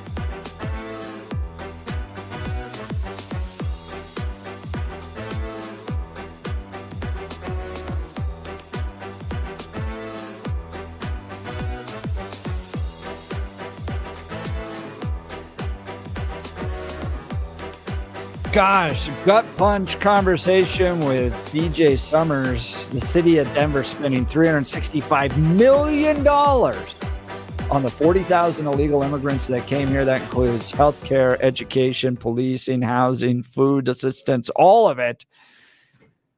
And a lot of it coming from the federal government. What are they going to do when DJT turns off that tap for being a sanctuary city? A lot to watch with Colorado and the city of Denver. And a lot of it's just stupid spending, and not surprising that the government spends money stupidly and inefficiently. It was just like you and I talked about when they first announced those migrant housing shelters in communities, both the micro communities and also moving them into the hotels. The first thing, the first thing that you and I pointed out is they better have 24/7 security that is there all the time. And what did we find out? No 24/7 security. And then what happened? Lots and lots of 911 calls and things happening. That 4,000 just the course of a few months. Here's the thing, you and I, okay, maybe you, but not me, not geniuses. We're not running around in our Mensa cards. And we're also not involved in running the government, nor have either one of us ever run for office or asked to be put in that situation. However, just us, two guys sitting here behind microphones, could take a look at what they were proposing to do and look and obviously see some of the red flags that were then ignored by the people that were in charge of the money and the people. The people in charge of the immigrants couldn't see the red flags that us and our audience could openly and plainly see.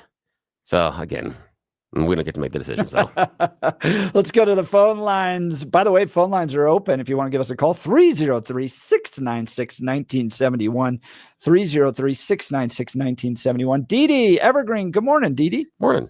Hi, good morning. I wanted to say the old adage, junk in, junk out, when we're talking about computers. If you put something bad into a computer, you're going to get bad coming out. If you study about what all of the inmates have said that have been in jail for violent crimes, one of the questions that they've been asked in many studies is, did you play a lot of violent video games? Guess what the answer was? Yes, we did. And did they affect your behavior? Yes, it did. So that's them talking, the guys in orange. Now, Didi, do we believe that those violent video games made them violent, or instead fed a predisposition towards violence?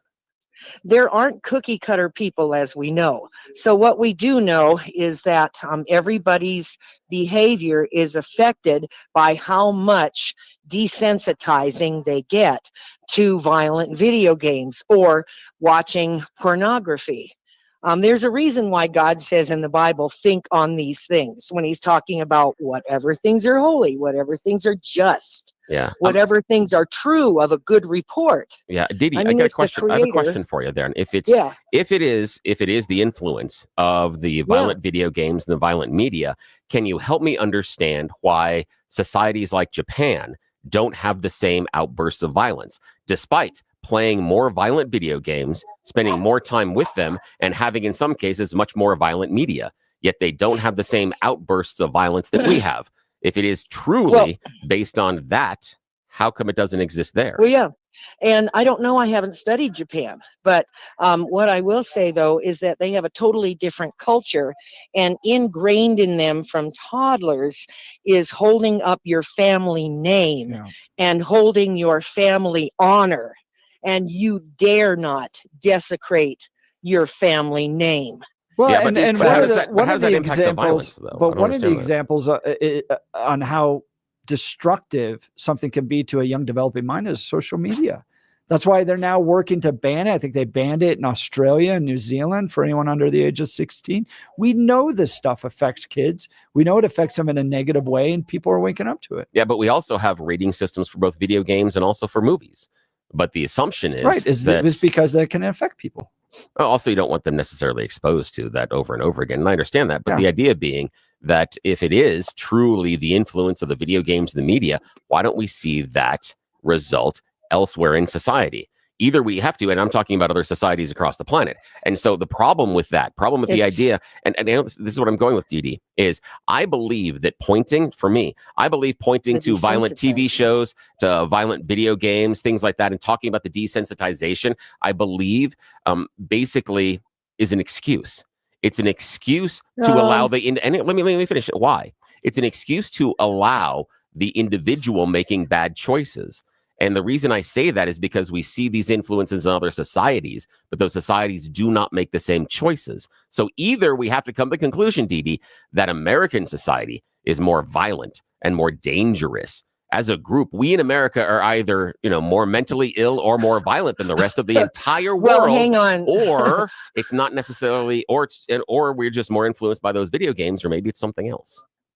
Well, when you let in over 13,000 multiple murderers in your open borders, then you're going to have a lot more violence. When you let in people who are from terrorist organizations, when you let in people who are from organizations that have absolutely no scruples, gangs that are coming across the border, you are going to have an increase in violence. Unfortunately, Didi, Americans kill Americans at a much higher rate than immigrants kill Americans. Much higher. We are much better killing each other than the immigrants ever will be. Look, with all the work I've had done to my teeth, believe me, finding a good dentist makes all the difference. I'd like to talk to you about Dr. Mike at the Rocky Mountain Dental Group. I've gotten to know Dr. Mike. He is absolutely fantastic. And I know dentists. Spent a lot of time with him. You can see for yourself all the 5-star reviews at RockyMountainDentalGroup.com. Here's one. Every single person in this office is delightful. Their knowledge and consultative approach to dental care is fantastic. Will highly recommend to everyone I know. Look, if your gums are receding, it's critical to address this issue promptly. And Dr. Mike is a top-tier expert in the Chow pinhole surgical technique. This method requires no cutting, no sutures, and virtually no downtime. The pinhole surgery is so painless that many clients go on to have other areas of the mouth treated as well. They also offer sedation if you have any apprehension at all. So schedule your free consultation with Dr. Mike. Call 303-233-1335 or visit RockyMountainDentalGroup.com.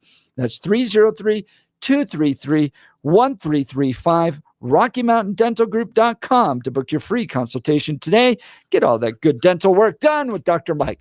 Mike at Rocky Mountain Dental Group. Well, you're listening to The Jeff and Bill Show. Denver's talk leader, News Talk 710 KNUS.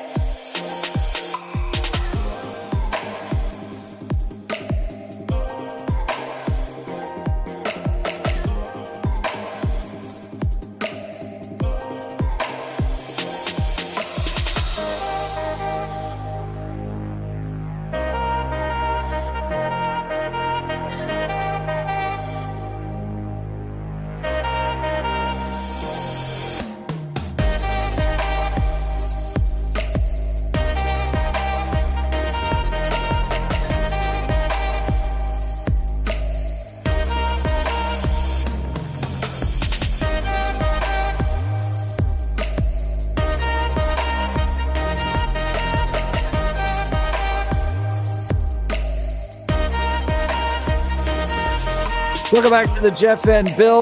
A special deal for you. Our friends over at Mountain High Appliance have picked up some sizzling deals for your kitchen. Now, for a limited time, receive up to a $1,500 mail-in rebate with the purchase of qualifying Bosch appliances. Yes, you can have a brand new kitchen appliance for all those holiday activities coming up. Enjoy the Mountain High Appliance price match guarantee and their special financing options. Visit one of their 4 locations for all the details and upgrade your kitchen with Bosch appliances in Denver at East 64th, Littleton, Louisville, and Glenwood Springs. Mountain High Appliance. Experience the difference. All right. Wild show. If you missed any of it, go to 710knus.com to download the podcast. We talked Kash Patel. We talked Hunter Biden. We dove into this new app that'll tell you to the day when you're going to die. It's run by the insurance companies. Just saying, it's a plot by them. Hunter Biden's been pardoned. Denver's spending $365 million on illegal immigrants. Goodness gracious, it's been a wild Monday to start after the Thanksgiving holiday. Yeah, it has. Bill's ready for it to wrap up. It has been one. Now, again, Jeff, you and I got to be idiots because, the Hunter Biden pardon, we should have changed our names to Hunter Biden. Been in the clear, my friend. For 10 years. Yes. You're listening to the Jeff and Bill Show. JNUS.